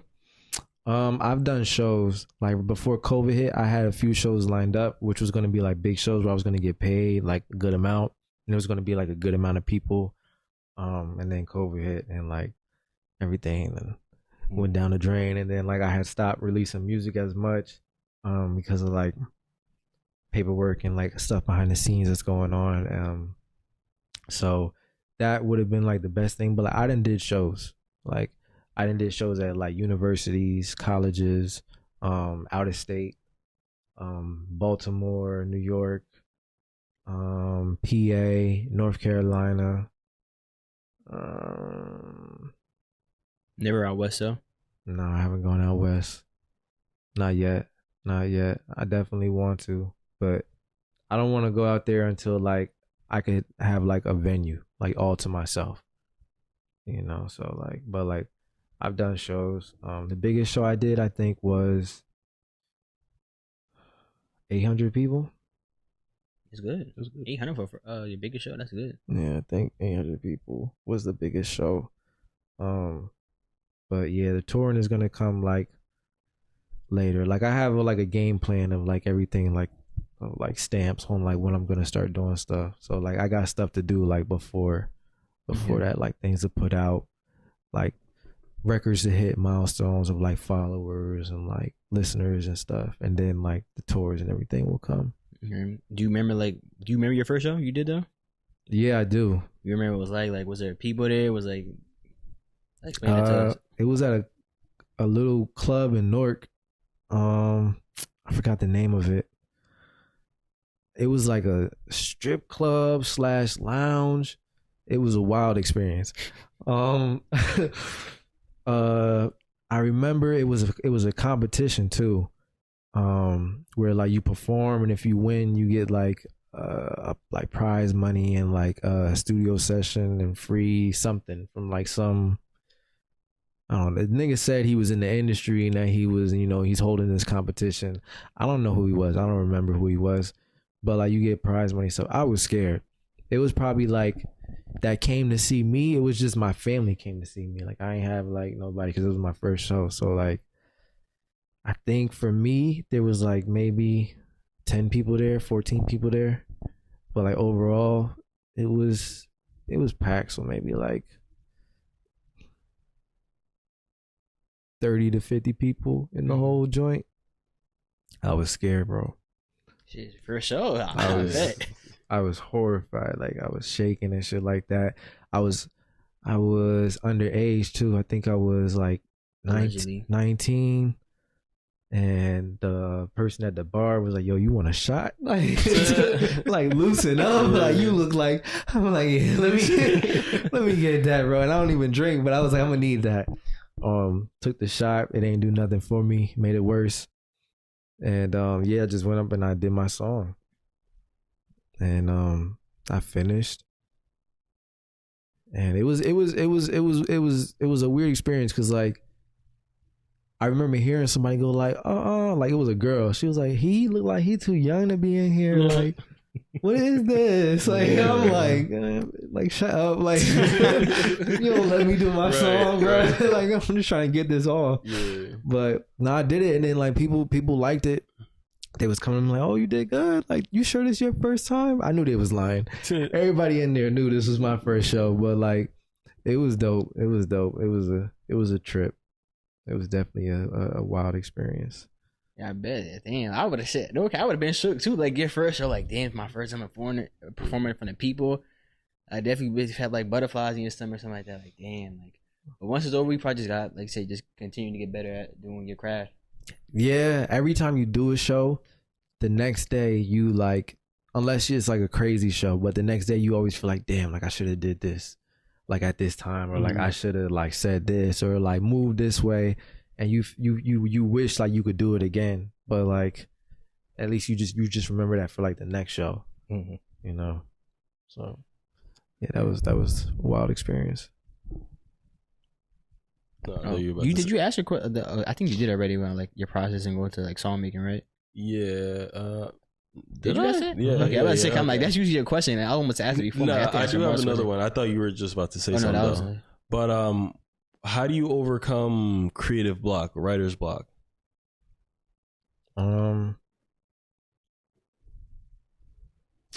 It's one of two things. Like sometimes I'll just work through it. It's like when you working out and then they say train until failure. Like, you know, you're only supposed to do like 10 reps. Yeah. But you like, fuck it, I got 25 in me. You know what I mean? And then you get to 20 and you're like, maybe I only got 20.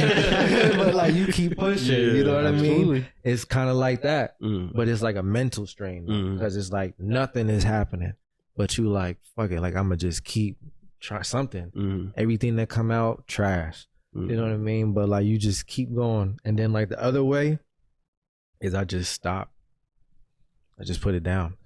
I'm like, you know what? Let me like that. That's what I've been doing like recently. Yeah. It's like when I hit that block, I just stop. And I because I realize the faucet isn't always going to be on for, you know, any specific thing. So like if it's turned off for this, that means it's on for something else. And me trying to just, you know, force it to be on, I'm missing out on something else I could be, you know what I mean, doing good in right now. So I just walk away and I just go put my energy into something else, you know, or I just don't do anything and just live life, go on a walk, you know what I mean, go to a movie. So what's the longest it took you to write a song? And shortest. The shortest?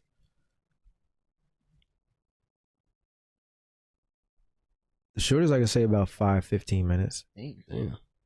You speeding. Yeah. The longest, I'd say like a year. Damn, like you for one song? Yeah. Cause like I did like half of it and I thought it was finished. But then like I left it alone. I was like, I still feel like, I don't know why, but I'm not gonna put it out. And then I come back like a year later when like I'm like one day I'm just working, like going through old stuff, looking for like inspiration, and I find it. I'm like, oh shit, I can add another verse to this.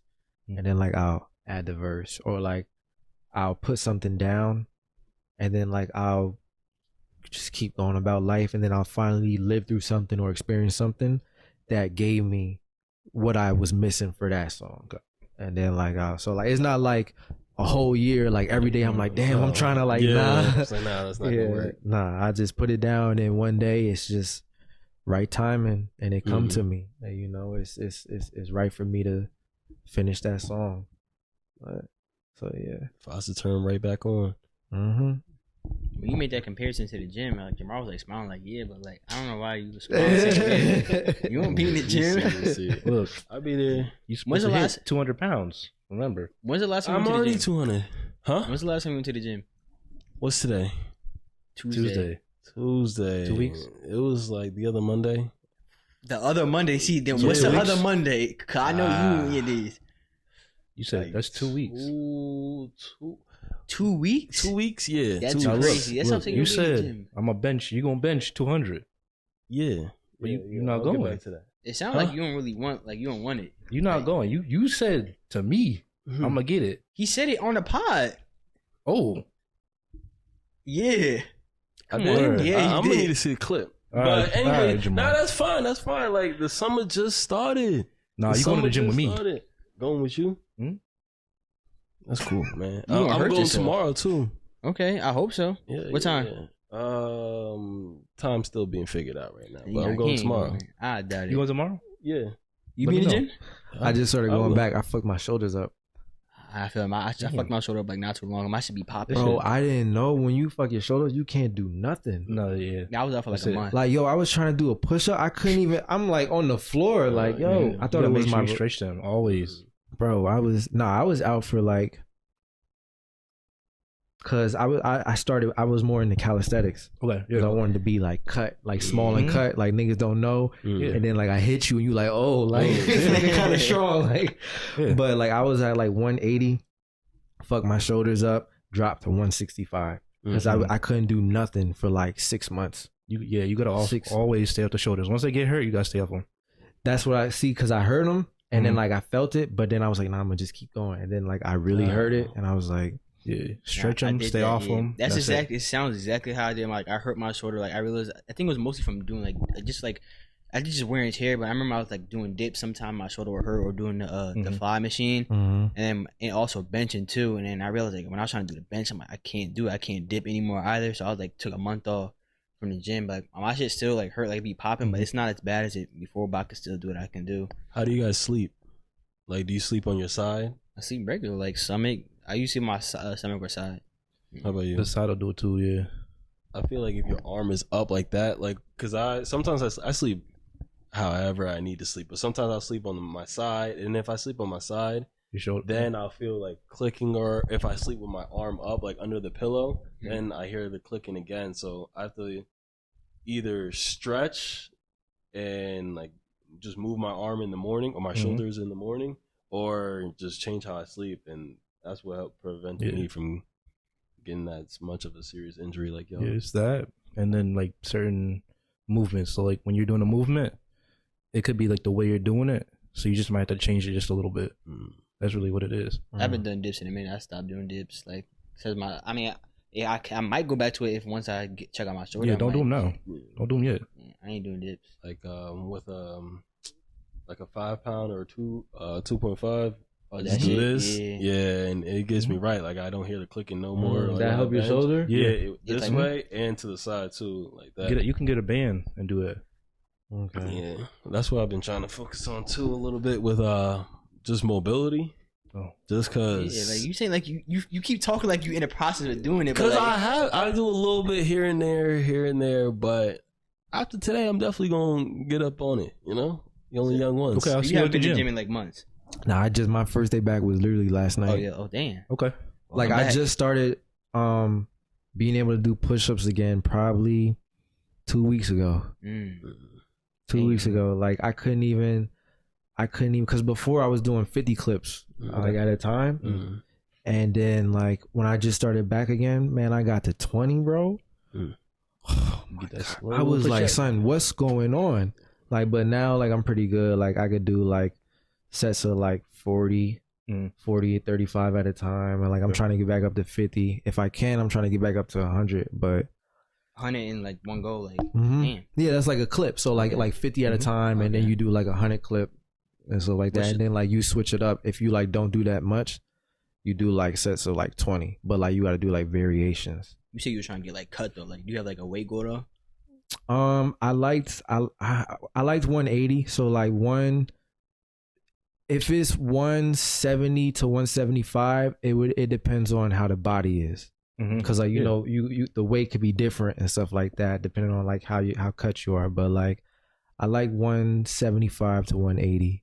Okay. Because like that's like calisthenics weight, like no weight training. That's all like calisthenics weight, body like weight training. Yeah. When you do calisthenics, it's like it's like it's different for your body than like if you do like weight training and stuff like that. That shit is different. I did it for a little bit. That was my did what? Calisthenics. That's how I started. In high school. That's how I started. I couldn't tell. Yo, what? You the smallest one here. No, absolutely. Nah, see, cause well, first of all, I've been on my bulk since early March, and I'm up from 225 to 225. So he went up nothing. No, like you're not hearing what I'm saying though. Like listen. Like remember how you was talking earlier? Like listen to what I'm saying. So, I heard you. I heard what you said. So yeah, I'm up. Like you can see, like, it's definitely difference there. Like more mass I've been putting on. I'm trying to get to like a certain weight before I start cutting. So he quote unquote gained mad weight, but he's always been 225. No, quick question. Does he look 225? It's like a light 225, like a heavy 225, mid 225. Y'all just like, I don't think y'all understand. That's we call it. Does he look 225 to you? Yeah. Quick question. That's it. Hey man, you know people's bodies is different. People's bodies is different, man. Like you can't go on somebody look different than this person. So like I don't want to, you know what I mean? No, we gonna check. It's a material. No, like, I don't got a scale. Like you know how like a block of wood is like, it's not as dense as like a block of iron. Y'all like block of wood. I'm like iron. I'm cut different. That's all it is. Like I said, different material. Like I'm gonna go buy a scale tomorrow. I know y'all can't relate. Right. I know y'all can't relate to it. They don't understand it. On another note, I got a question for you because we've been debating about this a few times. So let's say you go into a place with your friends, right? Let's say you're going to meet at the place at 8:00. When do you, and let's say the place is 15 minutes away. When do you leave your house? At 15 minutes before? Do you wait until someone texts you, I'm on my way? Do you just go and just be at the place at 8:00? When do you leave? How often do I see these friends? Let's say once a month-ish. Once a month? Yeah. When I leave depends on what time would they normally get there. I'm not getting there at 8 if niggas is showing up at 8:45. Ooh. I'm not doing that. I'm not doing that. Exactly. So I'm the type of person, I'm going to wait until someone says I'm on my way. Because people will say 8, let's say it's just us 4 in the room, right? He will get there at 8 the first month. He'll get there at 8:15. You'll get there at like a little bit early, and then I'll be like, all right, I know everybody's gonna be late, and I'll get there at like 8. I'm the latest one there. Then I was like, all right, everybody's on time. Then I'll get there at 8. Then he's gonna change his time because I was like, oh, Jahmar came at like 8:30, so I'm coming at 8:30. And then he's like, oh, Josh got there at like 8:30, or I'm gonna get there at 8:15. Now nobody's going 8, and I'm there at 8. And now I'm just the one waiting. And each time it just changes whoever is going to be the first one there to wait. You know what I think? I think you should have designated roles, right? So let's say it's a group of 5, right? It should be 2 people. They always pretty much going to be on time. You know what I mean? They always pretty much going to be on time. So it's like they stay in communication. Yo, what time you getting there? We not worried about, you know, everybody else. What time you getting there? Oh, I'm about to head out right now. All right, bet. I'll meet you there. I got to do something first. I'll probably be a few minutes later. All right, cool. They get there. Then you got the person that might got to drive somebody, you know what I mean? Or like they, you know, they get there a little later. And then you got the person where I'm going to see everybody when I get there because I know all y'all going to already be there. So y'all just, you know what I mean? Get everything warmed up so that when I come, we get everything shaken. You know what I mean? I think you should have roles. Like I'm the latter with my friend group. Niggas don't wait up for me. I'm going to meet y'all when everybody already warmed up. You know what I mean? Because I'm out here busting moves, man. Like, I'm not going to be on time. I'm out here doing shit. I'm going to probably be a little late because I'm coming from a little further away. And, you know, I don't want y'all waiting on me. That would be selfish of me to tell y'all to get here at this time. But that's just because I know I'm going to be late. You know what I mean? I'm not going to. So, like, I feel like you should have, as long as there's always 2 people that show up on time, everything else is going to fall into place. But, like, those 2 people who is normally, like, always on time and shit like that, they need to be in the communication heavy. They need to be like, yo, when you gonna get there? Because we already know how all these other niggas is. We know they gonna be late. You know what I mean? What time are you leaving? Text me when you about to head out. I'm gonna let you know when I'm on my way. All right, cool. Y'all not even hitting the group chat. They texting each other individually. You know what I mean? And then the group chat is for like all the late niggas. Yo, y'all get there yet? You know what I mean? That's what the group chat is like. Yo, who there? Like, I'm on my way. You know what I mean? That's what I think. I think you should have roles because that way, the 2 niggas that's always on point. This the time we gonna be here, so everybody got like a time span. Like, you know what I mean? We know not everybody gonna be on time. If everybody's on time, y'all better play the lottery or something that day because y'all got luck that day. Something good is gonna happen. I feel that role thing you talking about. Cause you know, like me, like I'm the leader, like us over here. Oh, so. You the leader of the group? No, you heard what I said. That one. He the leader of the group. You part of the group. You in the group chat. Yeah. You're not the leader of me. You the leader of him. Like I said, leader. Like I be the one like around like the one that got to get shit done, and that's me. Am I wrong? Whose guest is here today? Whoa. Okay. Let's since we're doing that. So who edited the podcast? Who edited the clips? Like the pictures and stuff like that? Who get that shit ready? Like who uploaded shit? Like who we doing all that? Jahmar, you done lost me. I'm sorry.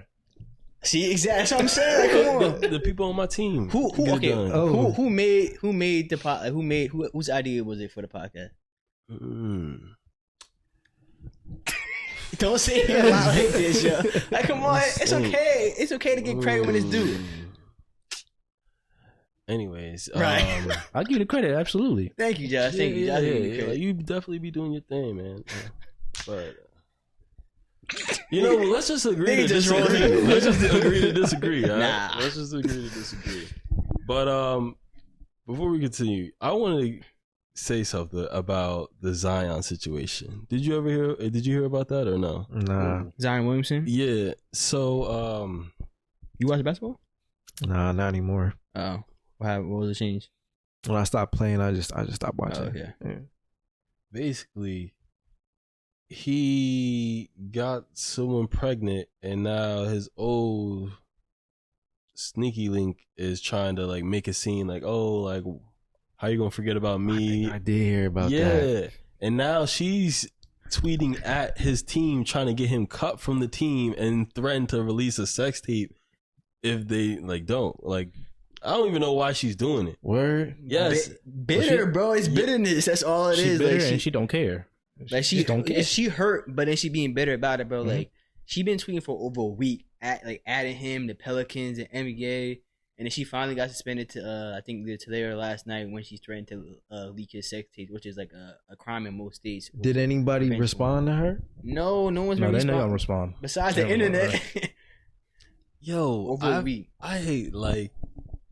I don't get it. It's like, why try to ruin the career? I understand that things may have went south between the two, but to try to ruin her career, once she tweeted at the Pelicans to release him, and like if they did release him, I don't think they will, but like if they did release him because of that, like that's they sick. would never do that. That's a $1 million investment right there. They're not about to do that. That's sick, yo. She on her villain arc. I mean, that's like.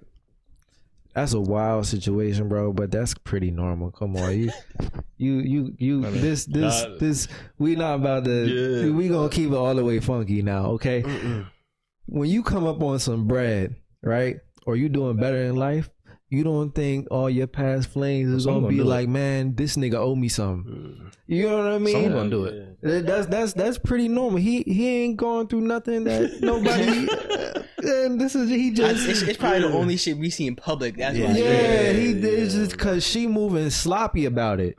Versus if she would have been moving behind the scenes, she could have got something. He might have said, "All right, here, shut up." You know what I mean? Here, but she moving sloppy. She done did this to herself.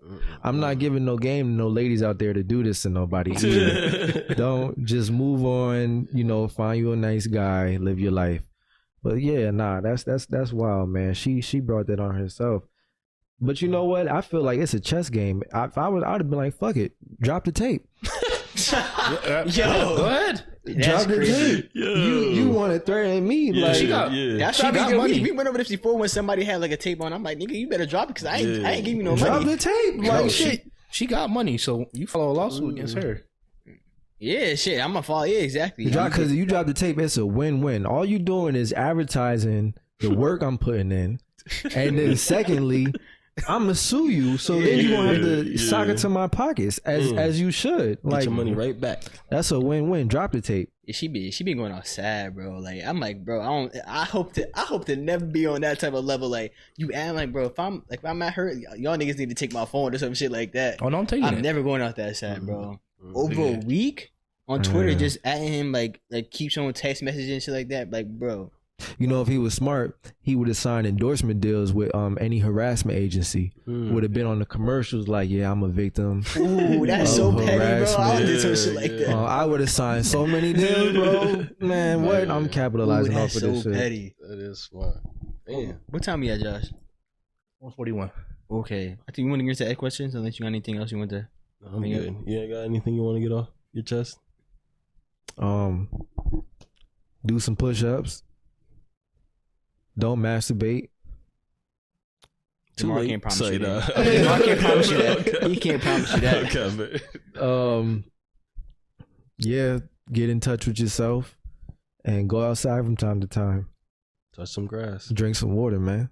That's right. Y'all better listen, like I told you, because he be talking. He be talking that talk. All right, so we have these questions that be asked all by guests at the end of each podcast episode. So it's 4 questions. I'm gonna ask you them. Just give me an answer on them. That's all. Okay? All right. So, first question: what is the worst time that you ever got dubbed? Oh, out the gate. Worst time I ever got dubbed. Oh shit! Damn, this was a memory I had blocked. You just brought this shit back to me. Yeah, let us know. All types of trauma. Damn.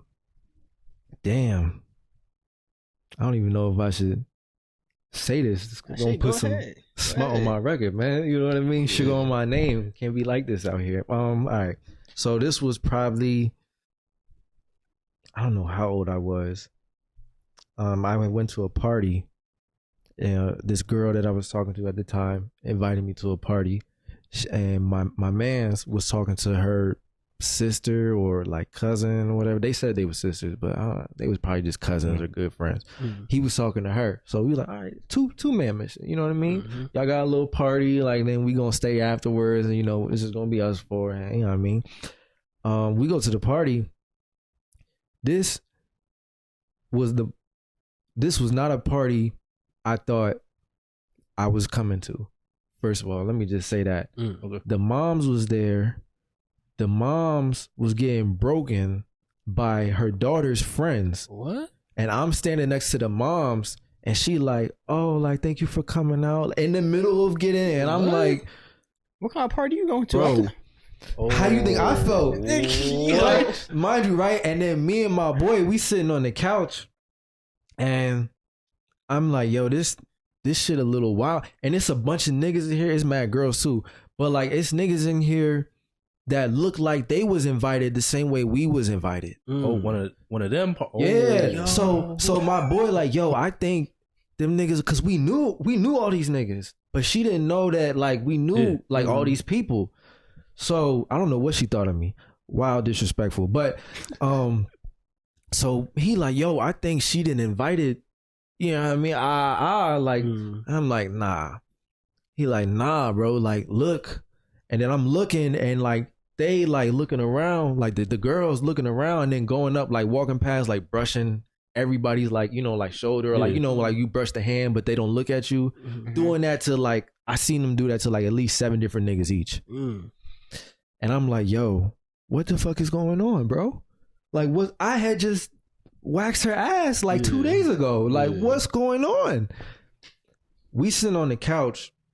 They come up to grab our hand. I'm like, oh, they about to give us a dance. You know what I mean? In front of, because it was their party. So like they was like they like, yeah, stand right here against the wall. I'm like, oh, all right, bet. I'm like, this don't make up for the bullshit, but all right. They walk off, grab 2 niggas, put them on the couch. Everybody gather around. They shut the lights off. Party lights come on, and they start giving the niggas on the couch a dance. Told us to get up. Took 2 niggas, put them where we was sitting, and we standing on the wall looking.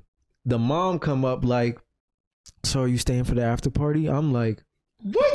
Yo, this is a crazy story, bro. I looked at her like, are you serious right now? Like, I want to fight everybody in here. Like, I'm surprised you're still in the house. Like, what are you talking about? And then I told her, I was like, yeah, I'm about to just go get some food. Like, I'm about to just walk to the Chinese spot. I'll be right back. She's like, all right.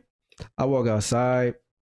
I'm stressing the fuck out. I'm like, yo, this bitch just played me like this? Yeah. Like, what the fuck is going on? My boy like, yo, bro, this nigga pulled out a Black and Mild, and he started, we like 16 at the time, 16, 15. He pulled out a Black, he like, yeah, bro, this nigga stressing. I'm like, this is crazy. I'm like, yo. I'm like, yo, bro, I don't know what's, I'm like, yo, let me hit that, bro. He like, nigga, it's not that bad. Like, relax. Nah, it had that shit crazy. He was like, yo, let's just leave. I was like, good, I don't even want to be here. As we leaving, we get down the street, I hear her like, yo, where's Sean at? Da, da, da, da. One of the niggas she invited, that I knew she invited just like she invited me, he was like, oh yeah, he just left. Like, fuck that nigga. And I knew this nigga. We had went to school together. I beat this nigga up before. He don't know that I hear him. Like nigga, I could come back. I hear you, my nigga. I'm only a block away. And then my boy like, bro, let's just go. Like, she invited that nigga. Remember that? And I'm like, you know what? You right, bro. It's not even right. And you know what's crazy? I can't even say I stopped talking to her. I pulled up to her crib 2 days later, caught the neck, and then I stopped talking to her after that.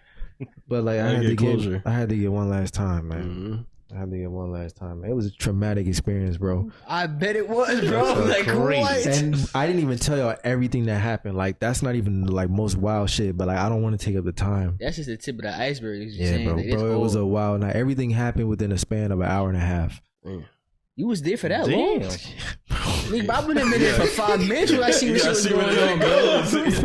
Because like the first wild shit happened, and I'm like, nah, like it can't. Like maybe they just. Oh, he was something. Yeah, like about that shit. And what's made it worse is the moms was talking to me throughout the whole process. So like the shit was fucking me up because I'm like, yo, like is she in on this shit? Like what is going on? Like, and then the other niggas they invited is like, you could see they going through the same thing. Like, yo, did these bitches? Everybody in shock. Like, did they invite like all of us? Like, and they looking at me, I'm looking at them. Like, it's a wild experience, bro. Wild experience. You know what's crazy? Me and my boy was the first ones to leave too. Everybody else that they invited was still there. Oh shit! The niggas, they look good. I'll say that. They did. This might be one of the craziest stories I've ever heard on the podcast so far, bro. It was a wild experience, man. Wild experience. I would never do anything. That was the first and last time I ever put myself through anything like that. Yo, that is crazy. Yeah, bro. Wow. Now that's actually crazy. That's probably one of the craziest stories, bro. No cap. Okay. Shit. The next question I gotta ask you. What would you do if your girl proposed to you? If you had like, it's a hypothetical. If she proposed to me? Yeah. Got down on one knee. Take your hand, grab your hand like this. Will you marry me? Yeah, exactly. Yeah. I seen the hand movement, bro. That shit made me. I seen out the peripheral, bro. I had to throw my attention towards that. Hold on. Face. Yo, that's funny. That's wild. But y'all in public too, people around too. Like she getting on one knee, take your hand, and now everybody's head turn like this. You know what? At first, I'm gonna be like, "That's wild that you doing me like this," in front of everybody. Like, you know what I mean? You got everybody out here thinking I'm like a soy boy. Like, you know what I mean? Mad sugar on my name. But then I would probably think about it. I'd be like, you know what? You want to do this? I'm going to make you go all the way. I want a yacht. I want a yacht. I want you to propose to me on a boat. Like, this is all you did for me? Where the gifts at? Where the Jordans? Where the Jordans? where the forces? Like, you know I like forces. Where the forces at? You know what I mean? Where the strippers? You ain't got no strippers coming out, you know what I mean? Like, singing to me. Like, when you propose, you got somebody to sing to them. You know, niggas hire like Brian McKnight to sing. Nah, hire some strippers. Sing me something nice, man. Do something to put a smile on my face. She married, she not gonna get the strippers. Bro, right? If you gonna do that, you need to go all out. You need to show me that I don't need to propose, because there's no way I would have been able to top your proposal. If you, because you done already cast out the bed. It's already people watching this. It's already people that seen this happen to me. You know what I mean? Like, so it's like, if you gonna go all out, make me feel nice, baby. You know what I mean? Do something. Get a like, mariachi being the son. Yeah, like, you know what I mean? Don't just be regular, because if you was gonna be regular, just let me do the shit. Why you doing this? Don't touch my hand. Like, hand me, woman. What is wrong with you? Like, you don't even, like, who are you? Like, I thought you knew me. It is a crazy experience to your girl to propose to, like I said. Yeah, bro. It depending on how many people, I'd be like, yo, chill. Like, chill, get up. If it's a lot of people and they already, you gotta go all out. Shit, like imagine you at like a basketball game or something. Now they put the camera on you too. Nah, that's just disrespectful at that point. That's just disrespectful at that point. She don't even want to marry me. I did something and she trying to get back at me. That's like, she trying to violate me. That's why I gotta beat up your brother. I gotta beat up your brother. That's the only comeback from that. And your whole family gotta watch. That's the only way for me to come back. That's funny. The only way for me to feel like a man in that situation, one of the men in your family has to feel the pain that I felt. That's crazy. I felt the same thing. Like, there's no way I could. I'd be like, get up. Like, bro, cause like, what are you at a game, bro? Where are you gonna go? Hello. They got the camera on you. That nigga moving with you. Oh, the camera gonna be following me up the stairs. No camera coming out, bro. You on the jumbotron. This is on air right now. Niggas at home watching this happen to you.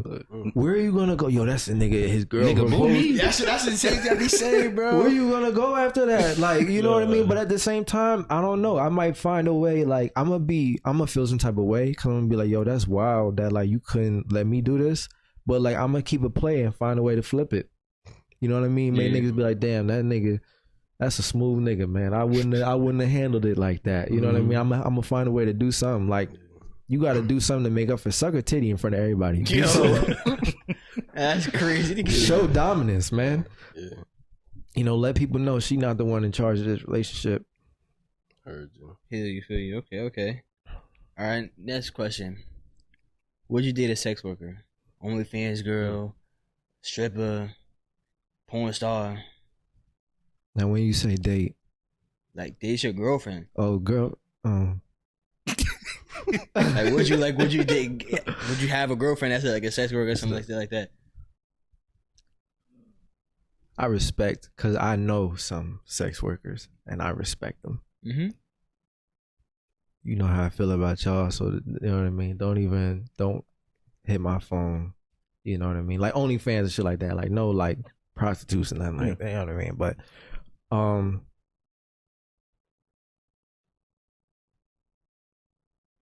no, I don't think I don't think I would. I don't think I would. Like, if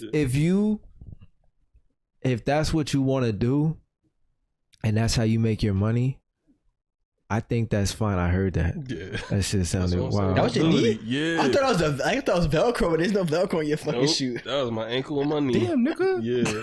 I heard that, man. Yeah, you gotta go to the little massage parlor joint. They gonna rub all that out. But pause. But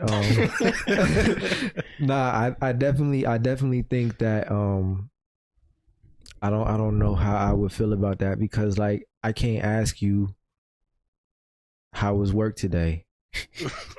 Oh, wow. I can't like that's Damn. like what like it's so many like simple things that we won't be able to, or I won't be able to enjoy normally. How was work today? Work was great today. I don't know if that's what you were supposed to say. She gonna hit you with a story. I don't know, like, you know what I mean? Matter of fact, don't even sleep here tonight. Go to your mom's house. You know what I mean? I don't want to see you tonight, because it's like, why was work so great? Work needs to be horrible every day.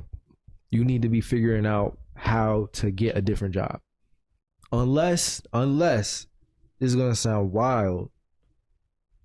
Unless we business partners, and you know, in some shape or way, you're not the only one profiting off of this. But niggas don't know who I am. It's just, you know what I mean? Like, if you're looking for a manager that you gonna grease his pockets, then we could, you could holler at me. Depending on the type of relationship we gonna have, I don't know if boyfriend girl like exclusive is a thing that I would do. You know, I'd say like maybe like we could be really cool and like split the profit. No need for labels. Nah, I don't think, because like I'm not about to have no kids with you, and then like niggas like our kid at school like, yeah, that's why your mom was sucking dick on camera. Like, I can't have that happen, man. I can't have that happen, because that's not. And then like, you know, like people gonna know who your girl is. You know what I mean? You in a business meeting, nigga done rub one out to your lady last night, and he's shaking your hand. Yo, that's crazy. Yeah.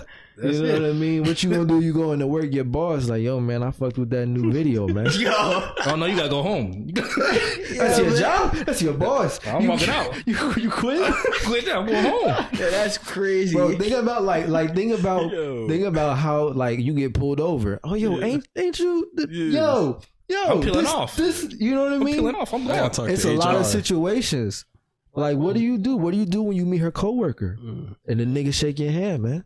Nope. That's like you out on code with your girl. The nigga Like someone shake your walk up, hand. I'm a fan of your work. Shake your hand, look you in the eye. Hey, man, you know, she's a pleasure to work with, man. Nope. So you gotta break me down. I'll be done. That would probably be the worst. I don't know. One like, You know what? I'm good.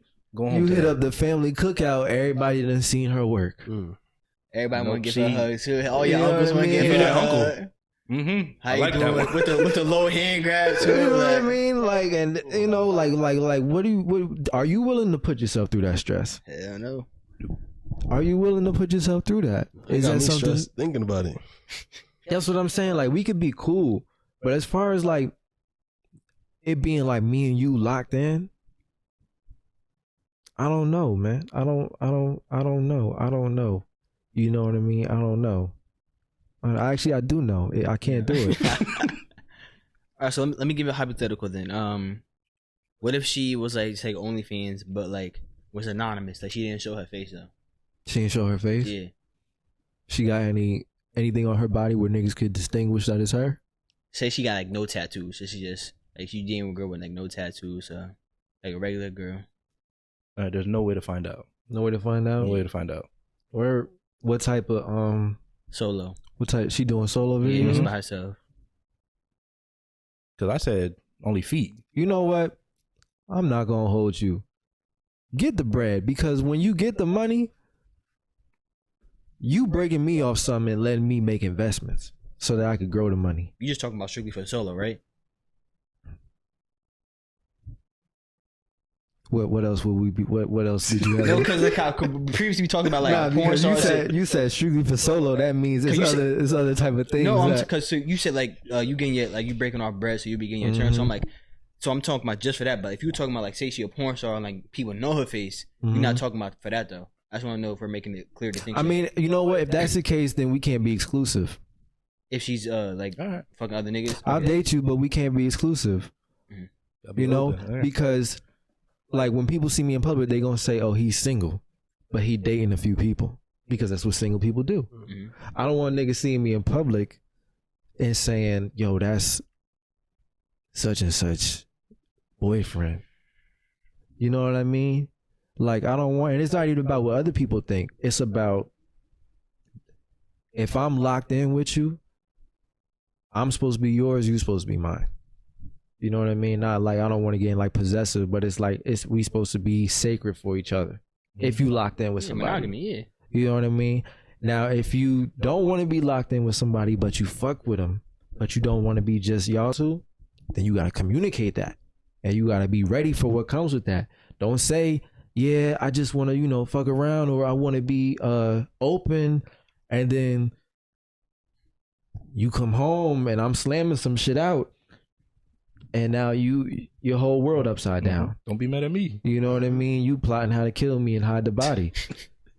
It's people got to understand what they want, because a lot of times, to be honest with you, girls that do that don't want their man sleeping around. She could do what she want. That is facts. But this is real shit. They don't want their man sleeping around. She could do what she want because it's not cheating. It's how she makes money. She get into the bread. Okay, cool. If you get into the bread, guess what? I'm gonna go get it too, baby. You know what I mean?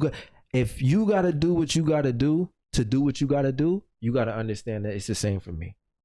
You got your ways of doing things. Don't get mad when I got my way of doing mine. But if we fuck with each other, we fuck with each other. Like, it's communication. So I would date somebody, not exclusively. It would just be like, you know what I mean? We understand what it is, and that's what it is. But like, if I'm yours and you mine, that's like leading to like family and shit like that. I'm not about to have no family and you open for everybody else. You know what I mean? Yeah. Like, but if that's not the case and we dating and it's not, do what you do. But you can't be nasty with it though. Like, you can't be, you can't be, you know what I mean? 30 niggas bareback. I'm dead. Nah, think about it, bro. I don't want to think about that. That's a different type of, like, I understand that this is what you're doing. Yeah. You ain't have to accept that scene. Like, that's not something they came to you with. You asked to, like, yo, how many niggas is available on Thursday? You doing 30 niggas bareback, niggas spitting in your face. You know what I mean? Like that's spit the worst thing you probably got to worry about. Spitting in your face, unloading all type of fluids onto your body. It's like generations. She come back home with the crust. crust. You know what I mean? They slapping you in the face, talking about, yeah, your boyfriend like this shit. Like, you know what I mean? He coming home getting this shit every night. You know what I mean? Like, niggas watching it like, oh damn, I know who they talking about. I gotta kill everybody now. That's the only retribution. You can't be allowed to live life another 72 hours. You might have 2 days in you, but you can't. Once that third day passed, I gotta come get you. That's the only way for me. Like, bro, that's crazy. That's it, bro. So you said you would like start a family with one of them, but like, so okay, say she was like an ex sex worker. Would you start a family with one? I'm gonna be honest. It would depend, because I can't put a label on everybody. Like, if I would have to talk to the individual, because that'd be like a girl saying, yeah, I don't date black guys. That's putting a label on, you know what I mean? Like, I can't say that. Or like somebody saying, yeah, like I don't date construction workers because they all are, you know what I mean? But you could talk to an individual, and so like that's different. Like, a lot of this stuff is generalized, but at the end of the day, it all comes down to how you vibe with that person, and your understanding. Like, somebody might have an understanding between them that works for them. It might not work for me, but it works for them. You know what I mean? Some niggas might not mind 30 niggas running through their girl. You know what I mean? Spitting on her face. You niggas sound so I don't know how I mind. I'm just saying, bro, some niggas might not mind that. Some niggas, people like what they like, man. You know what I mean? And I like what I like. So I would have to talk to you. We would have to have an understanding. But yeah, you're not about to be out here running through 30 niggas, man. That's, first of all, that's disrespectful to me and your father. Damn, yeah, man. I would be if I had a daughter and she got into sex, I'd be sick. I ain't even gonna hold. I feel like I did something wrong. Bro, listen, I had a talk with my boys about this. if I have a daughter and she's out here dying, bro, I can't kill them because they children. But like, I gotta cut off a finger of every nigga that done You did this to me. every nigga that done disrespected my legacy. Like, you took something from me, which is my pride. I have to take something from you. I'm leaving with something. Like, I'm leaving with something. I'm leaving with something. Pinky toe. Damn. You know what? Do something that they'll never forget. They'll still be able to hear it. But if I cut half of the ear off, you won't even be able to be out here thotting because the girl's gonna see your ear. It's all like a joke, and it's a legend. I mean, he ain't serious. He's joking.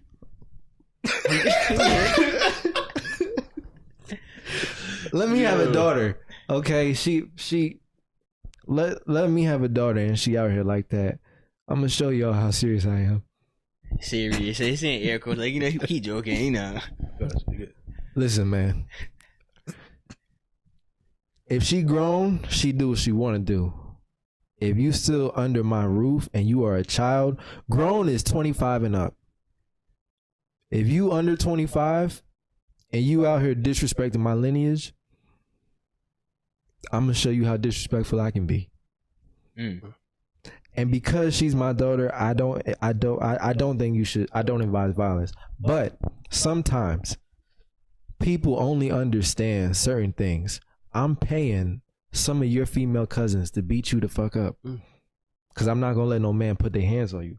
And because I'm your father, I'm not excluded from that. So I would never put my hands on you. But your cousin, Brianna, and Big Shirley. Big Shirley. Whew. I'm going to tell you that your auntie want to talk to you or something like that. As soon as you pull up in that driveway, they lighten your ass up. Reverse. Nah, we gonna let her get out the car. She gonna get out the car because when she get out the car, it don't matter if she see what's going on. You're not gonna get to run back to the car. They gonna be on you before you even. You could try to run back. They gonna you gonna come home like, oh my god, damn, that's crazy. Every time you go out thotting, you gonna get your ass beat. It's like, you know, when they train the dog. Every time they hear the bell, that's crazy. That the meat come, so that they start salivating when they hear the bell. Every time you think about that, you gonna feel pain all over your body. You gonna tell the guy like, yo, listen, you know what? I just want to get to know you. Nah, that's crazy. Can we go out for a date? Don't disrespect my lineage. Don't disrespect yourself. I didn't raise you like that. I'll be if that no cat like I said, I'll be disappointed in myself because I feel like, damn, where did I go wrong? That's what I'm saying. Like, I raised you, and these are the values that you feel like I installed in you. Because I know your mama didn't install this into you. So you saying I installed this into you, or is it your friends? Because if it's your friends, I gotta beat up their fathers. And so look, if that's your daughter, and like she says she's dying around, and her friends like that too, then one of their fathers might feel the same way about you. Like, damn, like your Thot daughter doing if this. If that's the case, then when we speak to each other, real recognize real, man. Real niggas gonna understand. You know what I mean? It's not gonna be a problem between us because he gonna, like, I remember I told you gotta make niggas feel you. He gonna feel my energy, man. I'm gonna feel his, and we gonna be like, you know what? We not the problem. It's somebody else. Two is better than one. If we find these niggas, it's the other niggas. If we find these niggas, man, they can't fight off both of us. They can't fight off both of us. That's crazy. You know what I mean? All right. So the last question I gotta ask you: what is the most sus thing that you ever said or done? The most sus thing I ever said or done. I know niggas got stories, bro. I know niggas do.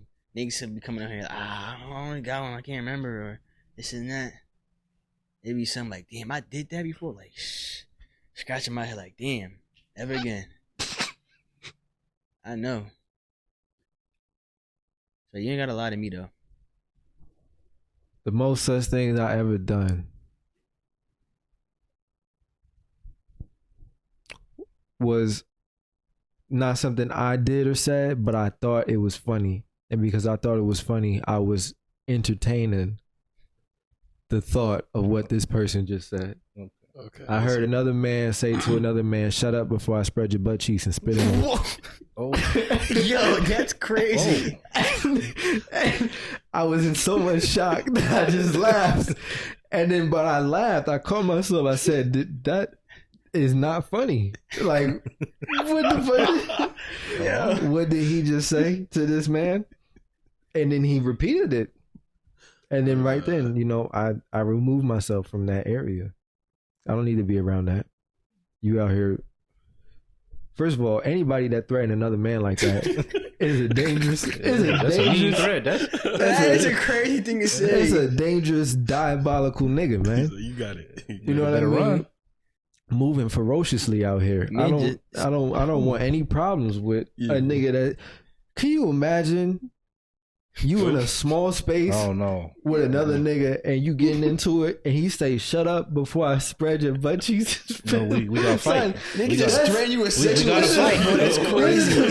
Nigga just told you, "Shut up before I touch you." Like, son. Yeah, like, yeah, you got it, bro. Yeah, I'm out of here. I like it and I'm fighting for my life. Nah, it's no, you got it. Like, even if you didn't want to fight and you didn't want a problem, he can't.